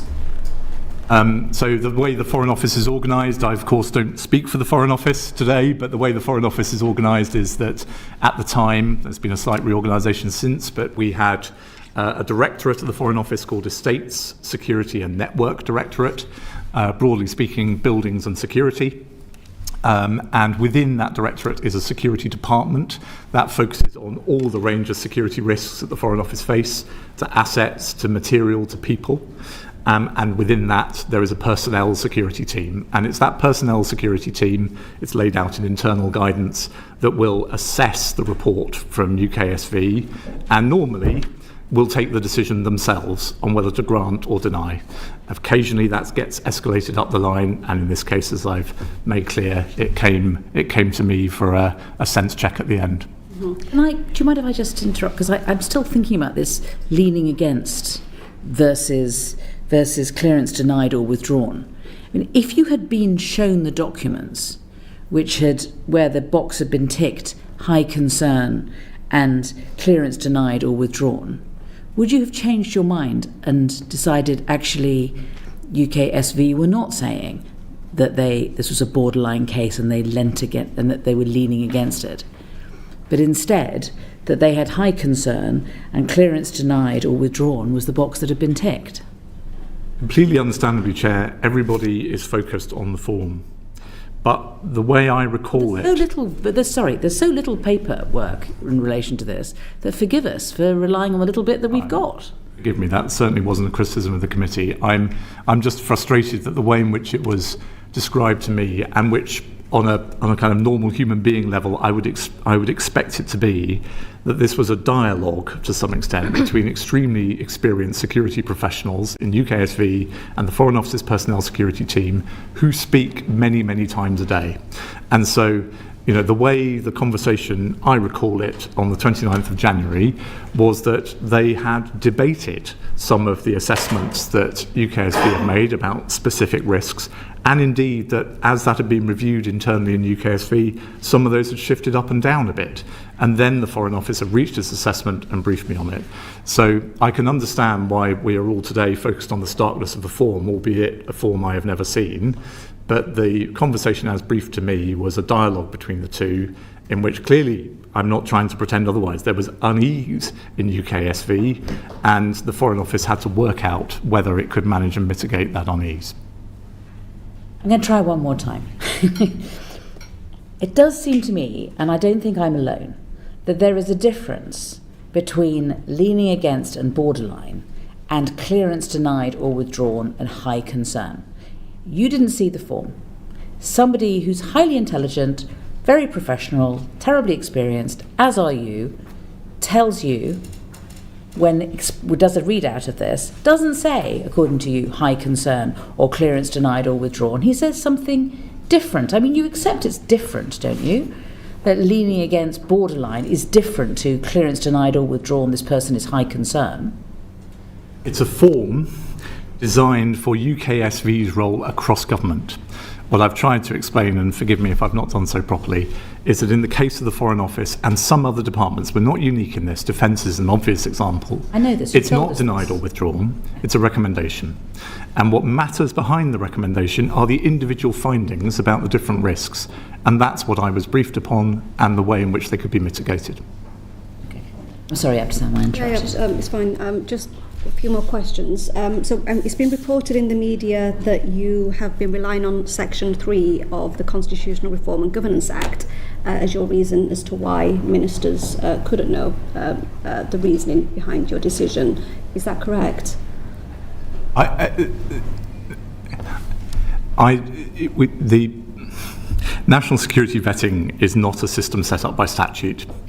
But I think, I've read some of that commentary myself, of course, I think what those voices and commentators are trying to point out is that in that piece of legislation, Parliament is implying that national security vetting is in a different category in terms of the management of the civil service from all of the other things that Cragg perfectly properly gave the executive, gave ministers complete authority over. Now, I don't recall, honestly, sort of sitting thinking, aha, I won't tell anyone anything because Cragg tells me not to.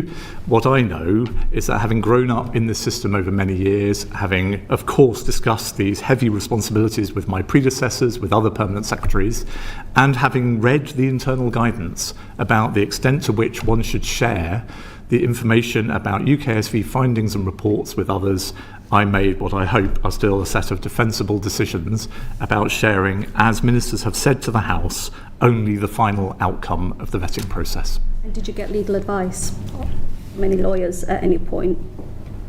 I didn't need legal advice. This is set out in guidance. It's set out in Parliament. The way in which this system works is that ministers are held entirely independently. Well, to quote Stephen Doughty, the national security vetting process is rightly independent of ministers who are not informed of any findings other than the final outcome. He said that on the 16th of September. It's a piece of briefing that we shared with the Cabinet Office and Number 10, and they approved explicitly. Indeed, my recollection is that Number 10 asked me to ensure in the way that we briefed both the Foreign Secretary and other ministers that we made clear that ministers and Number 10 were held completely removed from the vetting process, and so we did, because it's true. Given the scale of the decision, this is, it's not an ordinary, you've said it's exceptional. At any point you thought you didn't think you'd need legal advice to perhaps protect you going forward? I mean, it has crossed my mind in the last few days that it would have been quite nice if I'd sent such an email and got such a response. But the point I'm trying to make, without labouring it, is this is such an established part of the way that we operate this system. I at no point sat there and thought, this one's a really tricky one, I need to ask a lawyer. It's, we had briefed ministers accepted that position. The way in which the internal guidance is written is absolutely clear about the strict confidentiality of the box within which the vetting system operates. And I didn't think I should take it upon myself to do something that I felt, and I still feel passionately today, as I hope you can tell, risks the erosion of a really important plank of the government's defences against what I know very well, sadly no longer can help the government deal with, but know very well are a set of absolutely aggressive hostile powers who are trying to suborn the Foreign Office, its people and its information. Thank you, Chair. Thank you very much. That's Uma. Thank you, Chair. So, Oliver, you said you were proud you didn't bow to pressure, but of course you were our chief Brexit negotiator. You're very used to high-pressured situations, which is partly why you found yourself in one of the top civil service roles in the country. In one of your earlier answers, you referred to that you were told not to tell the Foreign Secretary about something. Would you not have exercised your judgment as a very senior civil servant that perhaps there's a time sometimes where you should be telling the Foreign Secretary or the Prime Minister something that is of concern, perhaps to do with matters of national security? Absolutely. I was Principal Private Secretary to Tony Blair. I ran Gordon Brown's office. I was Deputy National Security Advisor for David Cameron. I was Brexit negotiator, as you rightly remind me, though I don't have a doctor's note today to allow me to talk about Brexit, for Theresa May. I have worked with the people who have the hardest jobs in the land for most of my career. And of course, you're absolutely right. You make, in those sorts of jobs, and as PUS at the Foreign Office, you make fine judgments every day about what to take upon yourself and what burdens to share with the Secretary of State. That actually, and one of the things I will deeply miss about this job, if I may say so, is the Foreign Office is slightly unusual in that, given the risks to Foreign Office personnel around the world, rather more of that burden rests culturally on the Permanent Undersecretary than in other departments I've worked in. I felt deeply, deeply responsible for the safety of my team in Tehran. I would check in with them twice a day. I would ask for advice on how they were doing. I am still deeply concerned about the brave, amazing Iranian colleagues we have left behind in Tehran who work for the British Embassy there. And I can't shake that off, as you can tell. But those responsibilities weigh very, very heavily on me. Of course, where it's appropriate, I bring the Secretary of State into the circle of knowledge about how I'm tackling those responsibilities and what I think is the right thing to do about them. Safety of staff overseas is a good example, if you don't mind the slight digression. I hope if the Foreign Secretary were here, she would say, we operated this system absolutely strictly. The decisions about whether to bring people home were for me. I was the employer. I would have to defend myself in court if I made those decisions wrong and aggrieved families wanted to take the Foreign Office to court.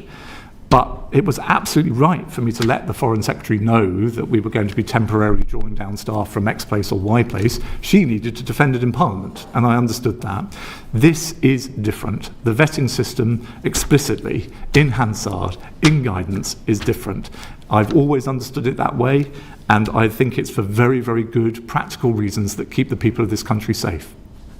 Understood. So, Olly, before the decision or the judgment was made not to inform the Prime Minister or the Foreign Secretary, or indeed it seems anyone, that Mandelson's developed vetting clearance, or the recommendation was that it was denied. Now, you're disputing that version of events, but we've seen the box of both ticks in red. Did you or your officials working for you establish whether there was any precedent for a Prime Minister being informed that a senior civil servant had failed vetting? I know of no precedent. Sorry, excuse me. Prime Ministers and other ministers are perfectly entitled to know that people have failed vetting. As Minister Doughty said to the Commons on the 16th of September, it's absolutely appropriate for the outcome, the final outcome of a vetting process to be made clear to ministers. What I think David Lammy, William Hague, and indeed any other minister, thank you so much, that I've come across will tell you is that there is not an ongoing dialogue. Senior officials don't pop upstairs into the Foreign Secretary's office and say, this one's a tricky one. You don't do it, because the minute you do, what that does is it erodes the very principle of the system. And you don't have to trust me on this. You know, the government's documentation on gov.uk to candidates for vetting is that the information you provide to us is regarded as, quote, vetting in confidence, unquote, and is only known to the vetting staff in UKSV dealing with the clearance and the personnel security team who make a decision on the clearance. I'm not asking about the contents of it. This is the most sensitive diplomatic appointment in British government. We have seen a form where both boxes were for denied. Did you not think to check if there is a precedent where someone's been denied to then inform the Foreign Secretary or the Prime Minister? I'm sorry to harp on. Peter Mandelson was not denied vetting.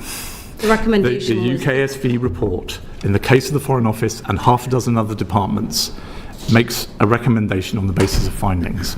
That's then assessed, and a decision is made by the department by a capable, experienced and expert team. So I didn't think I'd better go and find out whether people who've had some particular risks highlighted in a UKSV report have then had that information shared with the Prime Minister or with any other minister, because to do so would immediately have opened up the box of the vetting system, which I hold to this hour is an important part of our national defences.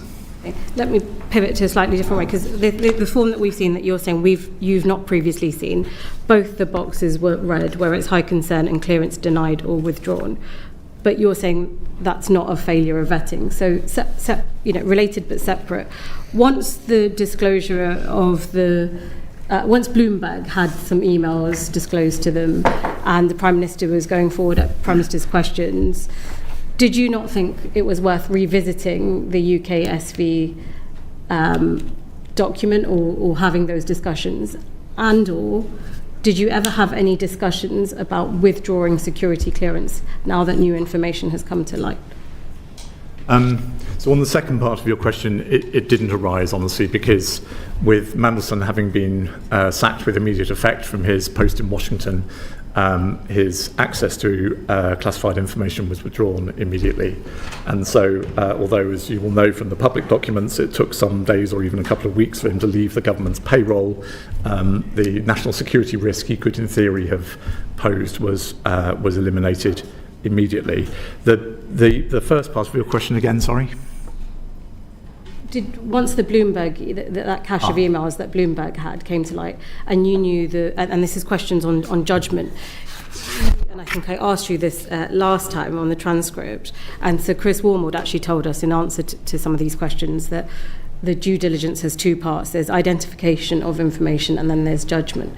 You knew that the Prime Minister was set to stand at the dispatch box and vouch for one of your members of staff. Yeah. You were rightly concerned with your staff's reputation, but my question to you at that time was, were you not worried about the Prime Minister being misled? Were you not worried about him misleading the House, given that you had not told him the full picture? Yeah, I hope I've explained. I don't think that it would have been proper for me to expose what you call the full picture to the Prime Minister. I don't think I had an obligation to do that. I believe very strongly I had an obligation not to do that. What I do remember distinctly is in the immediate aftermath of his sacking, as the Prime Minister's nominee to Washington, I did consider the asking for the UKSV underlying documentation. And that was discussed on my behalf with the Cabinet Office, who initially said that I needed a national security justification for reading that documentation. And that's completely consistent with my understanding of the system. I'm sorry to sound like a broken record. Is there a record of this? Of this conversation? I'm afraid you'll have to ask the department. The point that I'm trying to make is that then... Is there a record of you asking? You would have thought about this and thought, I think I should look into this. I think I'm going to make this request, and these are the reasons why I'm going to make this request. Did you make a note of that? I don't remember doing so.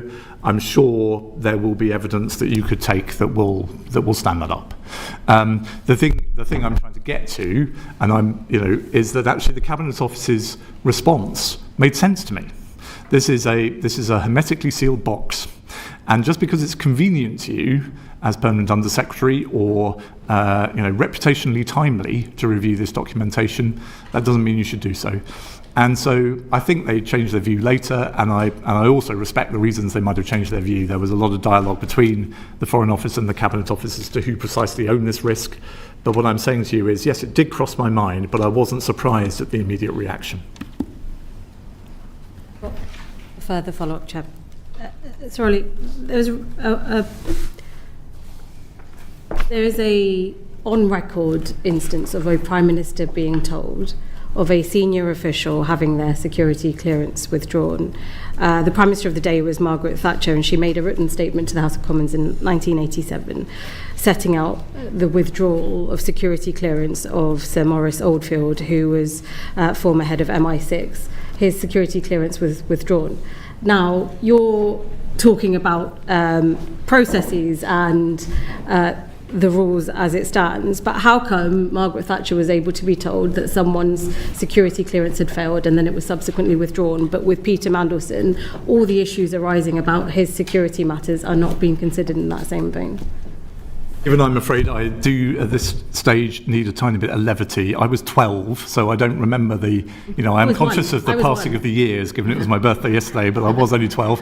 The thing, the point you're, if I may say so, helpfully making is the Prime Minister was completely appropriately told the outcome of the process, is my guess. She chose to make that public, as I remember it, not from age 12, but from an amateur interest in history. There were some very particular circumstances around that case, and the Prime Minister chose to make that public. But the point is, was the system right to tell Margaret Thatcher that clearance had been withdrawn? I think that's completely consistent with what I've been trying to explain. That was the final outcome of a DV review, and it was withdrawn. The final outcome, as Stephen Doughty said to Parliament, as Yvette Cooper and I wrote to this committee, the final outcome was shared with ministers. Orly, I'll just leave it with this. Your version of events, thank you for setting this out. You were telling us that it's borderline. The version that we are seeing shows a very clear denied and recommendation not to go forward. And those two things don't quite match up at the moment. Sorry, was that a question? It's a statement. Well, it might be. Let's move on to Edward, who I think has got a... I just wanted to link up the questions that Uma has been asking you and something you said earlier, which was that in relation to Matthew Doyle, you had been ordered by Number 10 not to tell the Foreign Secretary. And then when you go to the Cabinet Office to seek permission to go and look at the UKSV report, you're told, no, you can't do that. I'm just wondering if there is an atmosphere created by Number 10 that these two examples speak to of don't tell anyone you're not allowed to tell, don't go looking for anything you're not allowed to look for, we'll control this is being run here. Is that in any way accurate? Well, if I can slightly expand your question, obviously the last few days / weeks / months have left me with many reflections on how this system works. And whilst I've been trying to explain it as honestly as I can with the with the chair's words ringing in my ears from the start. That doesn't necessarily mean I think it works perfectly. And there are things about this whole system that, obviously looking back, if I were suddenly bureaucratic dictator, I would want to change. And I think there is a bit of confusion as to who is ultimately accountable for holding the record of clearance. I think there's a bit of confusion about how ministers are briefed to speak to the Commons about some of these things. I was worried at various points in this story that the Prime Minister was being given lines to deploy publicly that the Foreign Office had not had a chance to think through and work through with colleagues. That obviously became even sharper about Thursday, sort of 9 p.m. So there are lots of things about this that I think could be improved, but the way in which I described my own role in this, I hope all I'm trying to say is I think I tried to operate the system as I understood it, and I still believe it should be operated to the best of my ability. Alex. Thank you. Thank you, Sir Olly. How common is it for you to have these borderline cases of UKSV and you have to make a judgment call after not a clear recommendation? I don't know. It's certainly not unheard of, and the disagreement can go in either direction. And I think you would hear the same from other departmental permanent secretaries that have this relationship with UKSV. But it's important that I don't know, because, as I say, the guidance set centrally on data privacy is that a line manager, let alone the head of the department, should only be involved in looking at the report of this process in exceptional circumstances where that's strictly necessary in order to manage and mitigate risk. Now, in this case, I don't think it's breaching any confidence to say, as the occupant of our most senior bilateral ambassadorial role, Mandelson's line manager was about to be me. So I needed to be aware of the mitigations that were being proposed. I needed to be an active participant in managing them. In other cases, well, in my tenure, there were no other cases like it. And so now that the Chief Secretary to the Prime Minister has suspended the ability for the FCDO to do that, what impact do you think that will have on department postings and the ability to get people into the right place? I'm very worried about that, honestly. I'm now, sadly, a sort of informed spectator, but I'm worried about that. In my experience, there are very, very good reasons why the diplomatic service is given a degree of expert latitude over these things. The vetting system cannot be entirely one-size-fits-all. The risks that are manageable in the Food Standards Agency are different from the risks that are manageable in our embassy in Beijing. And the Foreign Office, for people to obtain vetting in the Foreign Office, our candidates very often have a broader and deeper range of international contacts and experience than most. International contacts, of course, are an area of focus for the DV process. And therefore, an expert personnel security department that can reach an informed view of how risky and significant those contacts are for a candidate for vetting, I personally, I was new to the Foreign Office, but I personally could see the justification for. So in your view, after this review is conducted, there should be some leeway for the Foreign Office to continue to exercise some judgment over posting. It should not be entirely down to UKSV in the future. I hope it's fair to say that among my reflections when I answered Mr. Morello on how I would change the system, this isn't one aspect of it I would change. Okay. Was Peter Mandelson granted strap access to the highest levels of classified information? I believe he was, and that the strap system, which, to be honest, I should be even more careful about than I have been about the DV process for, as many members of the committee will know, very, very good reasons. That is operated entirely independent even of the department. So it was clear to me he'd received strap clearance. That offered me a degree of extra reassurance, because what I've just said about the DV process and international contacts, as I understand it, is an even heavier focus of the strap process, given that that's really about the protection of our most sensitive intelligence material from hostile foreign actors. But beyond that, I can't tell you very much because it's a yes or no from the STRAP authorities, not the conversation that I've been describing between UKSV and the Foreign Office. And the concerns that UKSV would have raised during the DV process, would those same concerns been raised during the STRAP process, and would they have been addressed in any different way? I'm not trying to duck your question, but I don't want to give you false information. I think if you want evidence on how the STRAP process works, you should probably ask the government for it. I certainly remember at the time we granted DV that it gave us a degree of extra reassurance to know that the STRAP authorities would have a fresh opportunity to take a view on some of the things that we considered in that process. Did the intelligence services at any point share any concerns about Peter Mandelson being the appointment as the US ambassador? I can only speak to my tenure, and the answer to that would be no. Knowing what we do now about Mandelson's leaking of sensitive government information during his role as a cabinet minister, what steps did you take as the PUS to ensure that when that became public, there was no further risk to the FCDO? Well, that could be mitigated. Well, obviously, pardon me, but to get the chronology straight, that allegation about Mandelson, which, again, like all of us, I should probably be careful about given there's a live Metropolitan Police investigation, was only made months after he was withdrawn as ambassador. So, as I've already explained to the committee, we took all the usual precautions of shutting down access to sensitive material at the point he was withdrawn, and that's probably the best answer I can give you. And what actions, I mean, he's obviously had access to all that information for many months. What steps is the department or government generally taking to ensure none of that is in the future passed on? I don't think I'm here to speak for the Foreign Secretary, but if my reading of the newspapers is right, she's looking at that issue herself, so maybe best for her to give you evidence on that.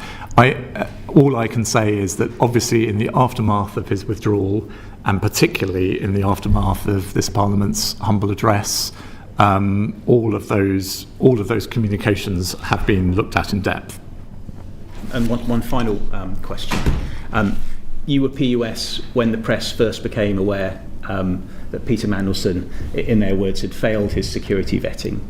How do you think that was leaked, and what do you think that says about the integrity of the UKSV process? I'm deeply concerned about it, honestly. It probably flows from the rest of the evidence I've been giving you this morning. I think this system does not work if candidates for it don't understand that this is an entirely different category of protection. And losing that conflict, I know it's a cliche, but that trust once gone cannot be got back. Thousands of people go through this process. Thousands and thousands of documents and sensitive issues and operations depend upon it. And I am struck and saddened that within, I think, days, probably only a small number of days, of the Cabinet Office, for their own reasons, deciding to open that up, to share what they thought they'd found and their perceptions of it internally with Number 10. I'm not making accusations at anybody. It's not my business to do so. I hope they're being very rigorously investigated and the prosecutions will result, because this is a grievous breach of national security. Okay, so you believe it was after the Cabinet Office and Number 10 had access to those documents that the press was made aware of these detailed national security vetting procedures? I've not seen the advice that went to the Prime Minister. All I am able to do, I'm not an investigator, all I'm able to do is put two and two together, which is that the first I heard of this deep concern and briefing of it to the Prime Minister was only really hours before it appeared in The Guardian. Fleur. Thank you, Chair, and thank you, Sir Olly. I've got questions about three different aspects of the process. Going back to the very beginning, before you started, there were conversations between Peter Mandelson and Number 10. So yesterday, the Prime Minister said, "It was clear to me that Peter Mandelson's answers to my staff in the due diligence exercise, before you started, were not truthful, and I sacked him." So that sounds like it's Morgan McSweeney. But when you came into the office, Did you have notes of any interview that Morgan McSweeney had held with Peter Mandelson as a part of the due diligence or even the pre-due diligence when talking about appointing him? Did you see notes of this interview that may have given you concerns that could then have influenced how you saw the vetting process continue? No. Didn't know about any of those? I knew that there had been an appointment process of sorts, and that Number 10 had operated that with the Cabinet Office, but to be honest, I think I first heard the words due diligence report after he was withdrawn as ambassador. Thank you. And then the second one is about the meeting that you held on the 29th of January about the vetting. Did you hold that meeting because it was flagged that Peter Mandelson hadn't passed? If it was a clear pass, a green tick box in the form you didn't see, would you have even held that meeting? Or did you hold the meeting because it was an ambassadorial appointment to Washington and it was Peter Mandelson? I was asked for that meeting because I think it was a borderline case, and a particularly prominent and significant borderline case on which, perfectly properly, very sensibly, the director felt he wanted to check his reasoning and make sure that I was comfortable with it. And is there a note to that effect? The request was that the decision was made that you should have a meeting because of these issues were going to come up? Not to my knowledge. It was, this was Director ESND was one of the most important figures in the way I was learning how to run the department. I'd spent a lot of time with Ian already because of the heavy responsibilities that I was learning that I held as accountable overall for security. So Ian was in and out of my private office regularly, and I was pleased about that. He, I think, said to my private office, I need 10 minutes with Olly tomorrow, the day after, in order to take him through a particular case. A particular case, not the particular case that you've been rung up every day by Number 10 to ask about. This is second-hand. I'm trying to help you by guessing what the conversation might have been. All right, okay. It's unfortunate because if there had been a note made of the decision that the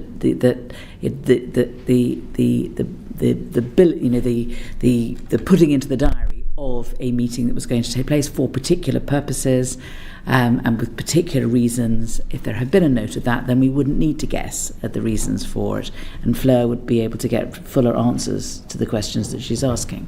Although I should say again, apologies, Chair, none of the issues that underlie the conversation we've been having this morning could have been committed to our IT system. So, and for all I know, my diary will say that there is an appointment with Director ESND, but the office would not allow it. It would have been a serious breach for them to try and explain in that appointment in my calendar what the underlying questions were. You can make notes to your private office, can't you, about what you're doing and why? What was done, I think, entirely appropriately, was that the decision was recorded the next day. Thank you. I think what we're getting to here is that when the Prime Minister was told the process was just carried out and it was passed, actually there were different layers to this process than normally happened because of the borderline case that you described. So the meeting was held because of the borderline case. You've already said to us in your evidence to us in November that one of the hardest parts of this was the Global Council shares, and that must have been part of the mitigations, therefore. So did you hold follow-up meetings about the Global Council shares, how that was going, at which the borderline case could then still have gone either way if the mitigations weren't carried out, that you were satisfied could have been carried out? I had many discussions with Mandelson about his Global Council stake and how we manage it, not just the shares but also the relationships that he would have built up as chairman of Global Council, founder, and we had a mitigation strategy in place for dealing with those. The main prism through which I saw those, Ms. Anderson, was managing conflicts of interest, which is not, strictly speaking, a national security issue.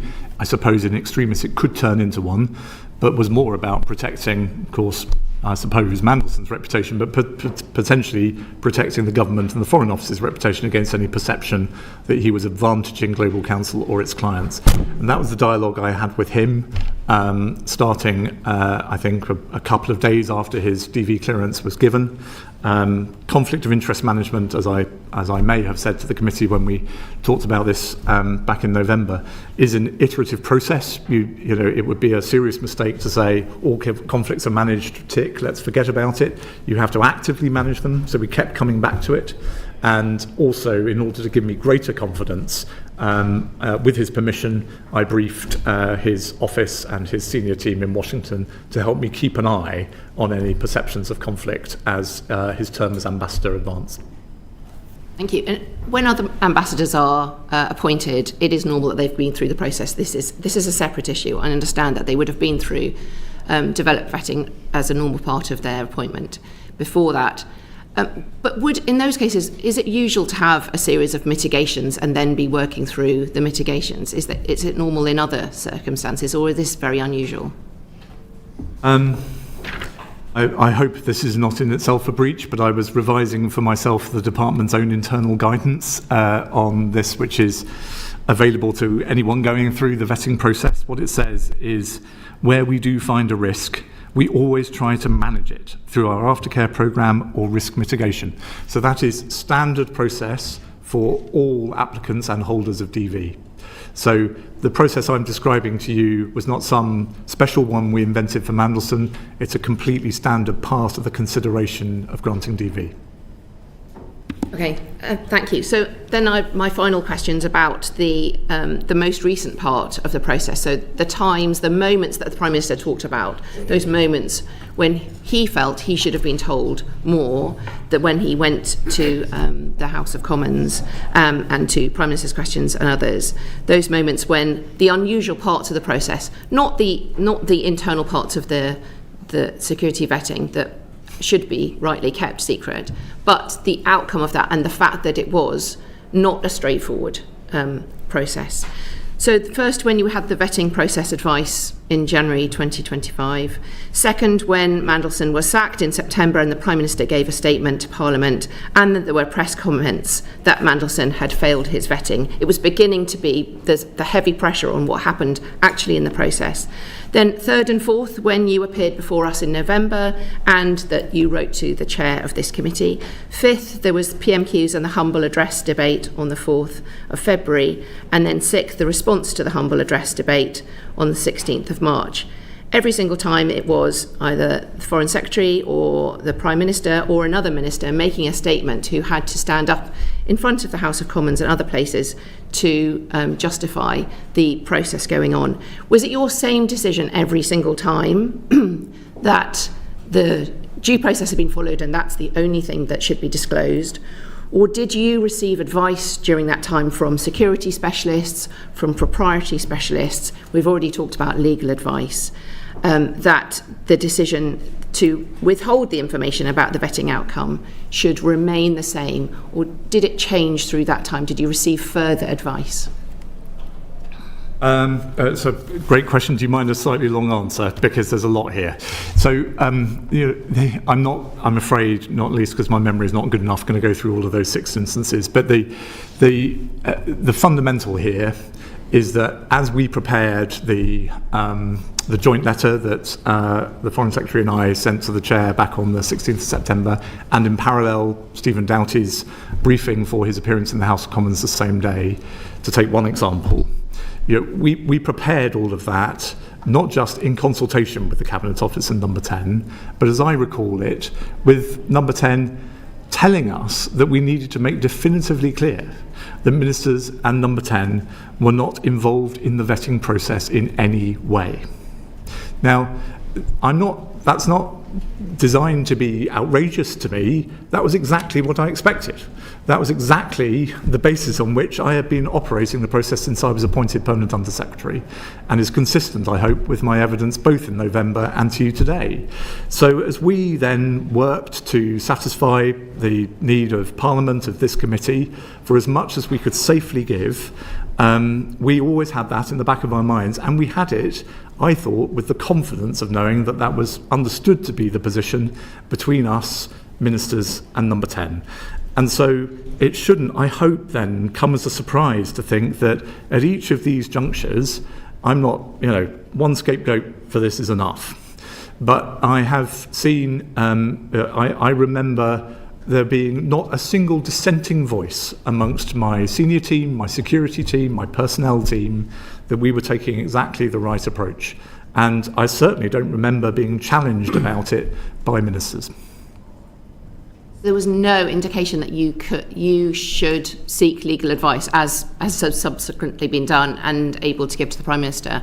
That it wasn't the whole truth that that Peter Mandelson had just passed the vetting process. The whole truth was that there were concerns along the way. You couldn't reveal any of those concerns, but there were concerns. They were looked into, and then he passed his vetting. There was no consideration that could have been a more full, complete version of events. There was nothing unique about that situation, Ms. Anderson, if I may say so. As I've tried to explain, the way DV is a risk judgment, and DV depends then quite often on the management and mitigation of those risks. And that's the internal guidance I read out to you earlier is absolutely clear about that. The objective of the system is not to discover things about people and trip them up. It's to encourage the applicant to be open and make full and frank disclosure of potential vulnerabilities, and then, if possible, find ways of managing them. And if we turn DV into a pass-fail piety test, what we end up doing is robbing the British state of a lot of very, very capable people with complicated lives and potential vulnerabilities. And I really, really don't want that for the sake of this country. If anything, this government needs to be served by an ever-increasing range of people with broad experience and interesting lives, not suddenly find that the only people we can employ in sensitive roles are ones who raise no issues whatsoever. There's interesting and interesting, Sir Olly. I mean, there's interesting and Peter Mandelson's life and the threats that he may have had to the British state. And, I mean, that's really the nub of this. Is how on earth did this happen? The things that you might say are interesting, sorry, I can't quite shake 20 years in Whitehall. The things you might say are interesting, Chair. I mean, I would contend that those were very, very well known, and they were very well known at the point at which the Cabinet Office produced pre-appointment due diligence work for the Prime Minister. The Prime Minister settled on his nominee, he recommended it to the King, he announced it to the public, and then he asked the US government for agrément to his nominee as Ambassador to Washington. So I could agree with you, but I don't think there's not a sort of big surprise in the fact that Peter Mandelson had an interesting life. What I say to you still is that DV is for a different purpose. It's to establish vulnerabilities that lead to an unmanageable risk to UK national security. That's the process, I hope, that we undertook in good faith. But you see, this doesn't stack up, does it? Because in the end, he lost his job because he was a threat. And that should have been revealed with the DV. He was leaking secrets from the British state to a foreign bank. That's pretty serious. With respect. During a time of an economic crash. Somebody must have known about that. Some spook somewhere knew that. That's what DV is supposed to be about, isn't it? That was not known at the time of his withdrawal. To my knowledge. Certainly it wasn't publicly known, it wasn't known in records available to me or to others in the Foreign Office. What was known was that the basis on which the Prime Minister thought he had received assurances from Mandelson about those connections from his past life with Epstein, the Prime Minister can speak for himself, but I remember him visibly angry that in his view he'd been deceived about those connections. That was the point at which he required of me to withdraw Mandelson from Washington, and it was a very difficult day of my professional life, but I think the Prime Minister did the right thing. I'm going to go to Edward and then to Alan, if that's all right. Thank you, Chair. So, Olly, to that point, the Prime Minister in his statement yesterday to the House said, "Let me be clear, the recommendation in Peter Mandelson's case could and should have been shared with me before he took up his post. Let me make a second point. If I had known before Peter Mandelson took up his post that the UK SD recommendation that developed vetting clearance should be denied, I would not have gone ahead with the appointment." That can't be accurate, given that you have said, well, given that he was effectively on his way to Washington at the point at which you were making a decision on whether or not the recommendation of UKSV could be mitigated. They had already made the announcement by then. They had already done the due diligence and the Prime Minister had supposedly seen the summary of the report of the due diligence in your conversations with him. So that is, the Prime Minister's statement yesterday is inconsistent with the evidence that you have given today. Do you have a view on whether or not his statement was accurate yesterday? I'm not here to attack the Prime Minister, Mr. Morello. I'm here to help the committee. And what I want to say to you is that, given the emphasis rightly in this meeting in this session on record keeping, given I was not in post at the time, I can only go on the record. And all I would observe is that I don't doubt that the Prime Minister is saying that sincerely. It would be nice if the record showed that he had required his office and his team to make that stipulation more explicitly clear to those of us who were then charged with trying to make this happen. They had already made the decision to push ahead in the absence of the UKSV having completed their process. So the idea that you can say, I wouldn't have done it if I'd known the results of the UKSV, while at the same time imposing a process in which the UKSV could never have been completed in time for him to take up that post. Those two things cannot both be true. I see what you're driving at, Mr. Morello, but just to focus on the chronology for a second, I think in many ways, to a diplomat, one of the most significant steps in this process was pushing the US administration for agrément. I'm sorry it's such a pompous phrase, but that is important in the world of diplomacy. And so in that narrow sense, you're right, that we, on the government's behalf, were pushing for the Prime Minister's nominee to receive agrément before the UKSV process, let alone final clearance, had been given. But we did not deploy him to Washington and grant him a contract until he had obtained vetting. And so the bit of this process, I would say, that the Foreign Office absolutely could and did control was, and this stems from the stance my predecessor took as well, is that he could only serve as ambassador in Washington if he had an extant DV clearance, and that was obtained in time. I want to go back to Alan, please. Thank you, Chair, and thank you for your time today, Sir Olly.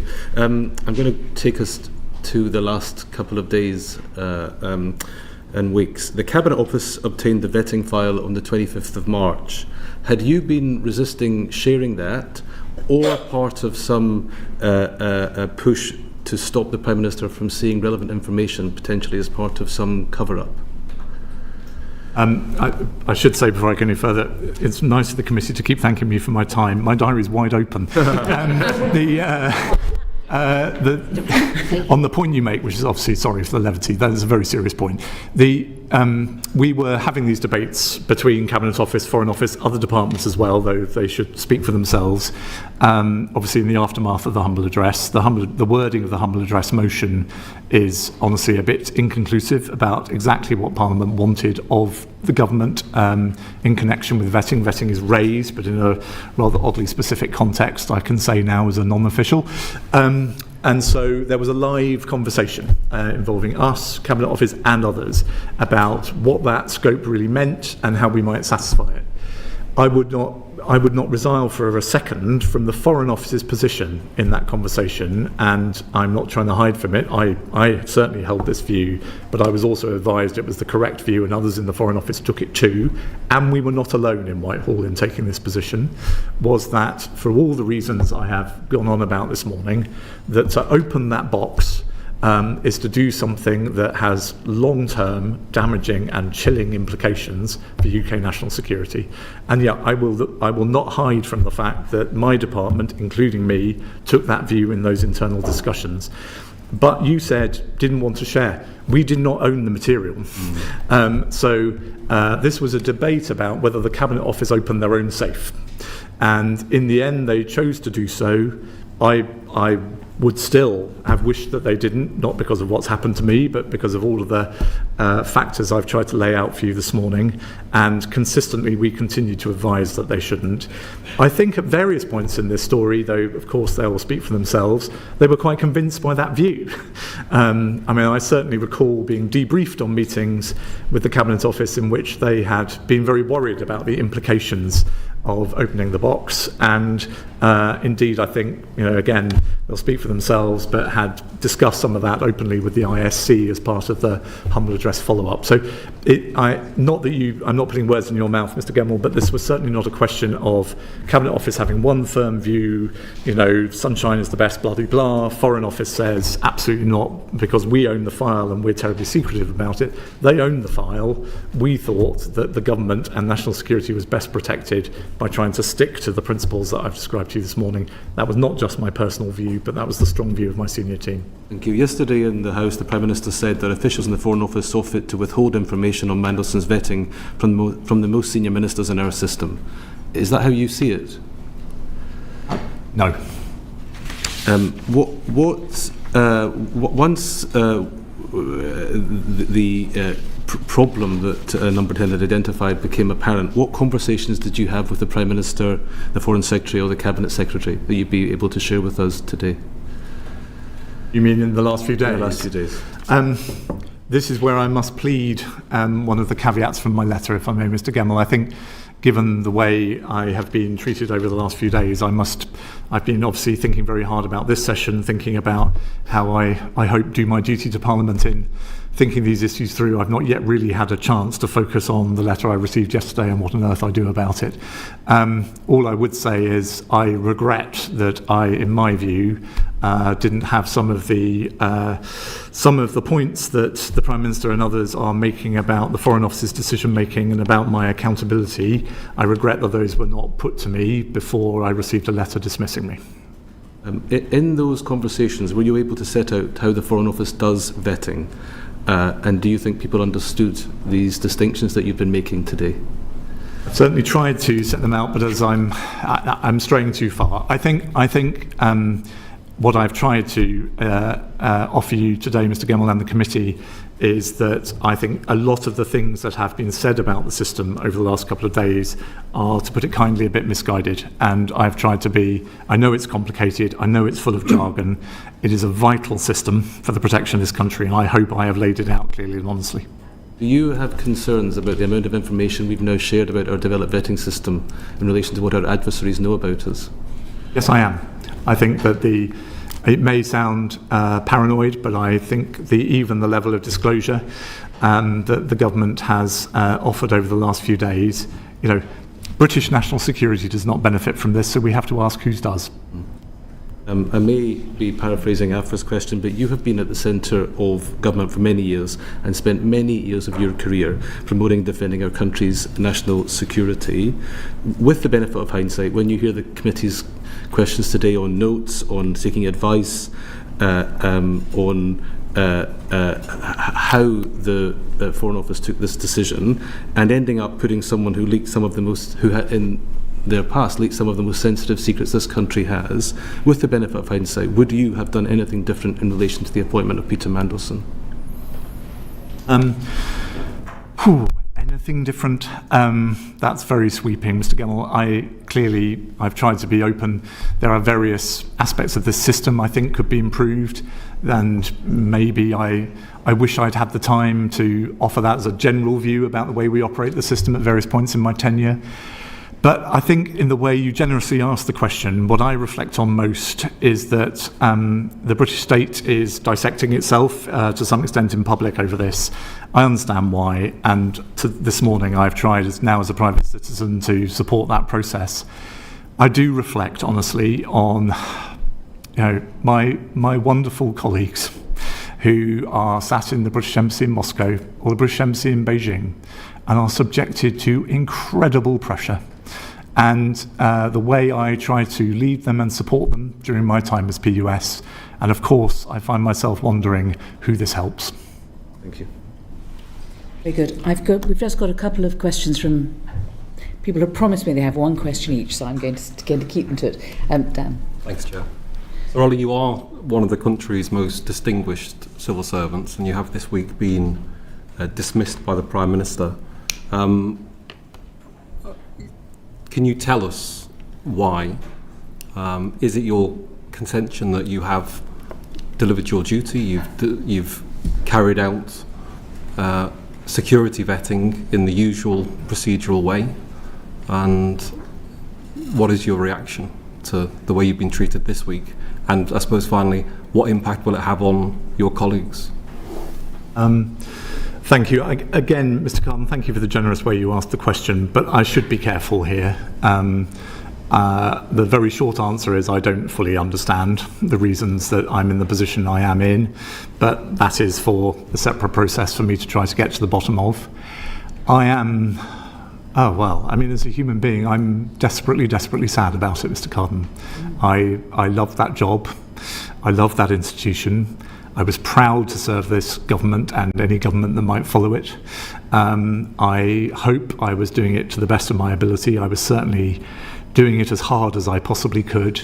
I had wonderful colleagues who I miss deeply. And the issues we were dealing with, and my colleagues are still dealing with, are of profound importance to the success of this government and the success of the country. It's been the proudest part of my career to lead that institution because of their work, not because of mine. And you say kind things about my distinguished career. I just feel intensely proud of the people I've led, and I wish them every success and wish I could still be with them. Thank you. Thank you, and thank you for that answer to my honourable friend here. Yesterday, the Prime Minister was asked by the member for New Forest East, before sacking Olly Robbins last week, did the Prime Minister ask him why he overruled the verdict of security vetters, and if so, what was his explanation? The Prime Minister replied, "I did ask him, and I did not accept his explanation. That is why I sacked him." Did the Prime Minister ask you, and what about your explanation do you think he did not agree with? It's a very legitimate question, Ms. Brandreth. The reason I wrote to the committee ahead of this hearing on this matter is I'm afraid, given I'm in unknown territory, honestly, for me personally, about the HR position I am in and what this means for my family, I must remain quiet on that until my advisors have told me what the appropriate thing to do is about it. All I would say in echoing the Chair's opening remarks is I hope I have been completely transparent as far as I can be in my understanding of process, guidance and precedent at every stage in this, and I wish I had been given more opportunities, given the confusion that clearly exists, to explain the process in more detail. But is it fair to say that he did ask you? I must reserve my position on that, if I may, because I think I will get into a situation where I'm saying things to this committee that I may need to rely on later. Sir John. Thank you. The Cabinet Office has been tasked with fulfilling the requirements of the humble address. Are you confident that that is being fulfilled to the letter, or are you aware of any other documents that have not yet been published which might help explain what has happened? Well, my team obviously were closely involved with the Cabinet Office in trying to satisfy the terms of the humble address over the last couple of months of my tenure in the job. It is maybe now I'm released, I can be slightly more open about this, is a very, very hard motion to sensibly satisfy, if I may say so, to you as members of the House of Commons, because at its extreme, its wording, which requires us to offer up all electronic communications between Mandelson and pretty much anyone in the government system, could be anything from an intelligence report to a room booking. And so what we've been working through for the last couple of months is how on earth to interpret that in a way that satisfies the underlying, clearly legitimate, the government voted for it, desire of Parliament to understand more about the circumstances surrounding Mandelson, with not actually creating an unmanageable burden and frankly unmanageable national security risk for the operation of our diplomatic service. So I don't think today, sadly, it's for me to explain how the Foreign Office is working with the Cabinet Office to try to manage that, but I hope it helps my colleagues and indeed ministers left behind in the system to explain that that was a very, very difficult thing to work through. And are you aware of any documents which actually would be highly relevant to this matter but haven't been released? So there are clearly documents related to the terms of the motion that have not yet been released, because the release that's been made so far is I think, a relatively small proportion of what the government could choose to release in this process. There is obviously the ISC process in respect of international relations and national security, as you'll be aware, and I think there's a live dialogue, again, obviously now pleading that I'm no longer part of it, but a live dialogue between Cabinet Office, Foreign Office and ISC about how to manage that weight of material. That's it. Thank you very much. Thank you for coming in and for answering our questions. I hope that the questions that we've asked have covered the sort of questions that the public will also want to have had answers to, given how important this matter has become. And thank you for your time. And what I'd like to do is if you wouldn't mind, the press and the public could remain seated, and then if you're able to leave first, and then we'll release press and public after that. But I'm going to now finish the proceedings. Thank you very much.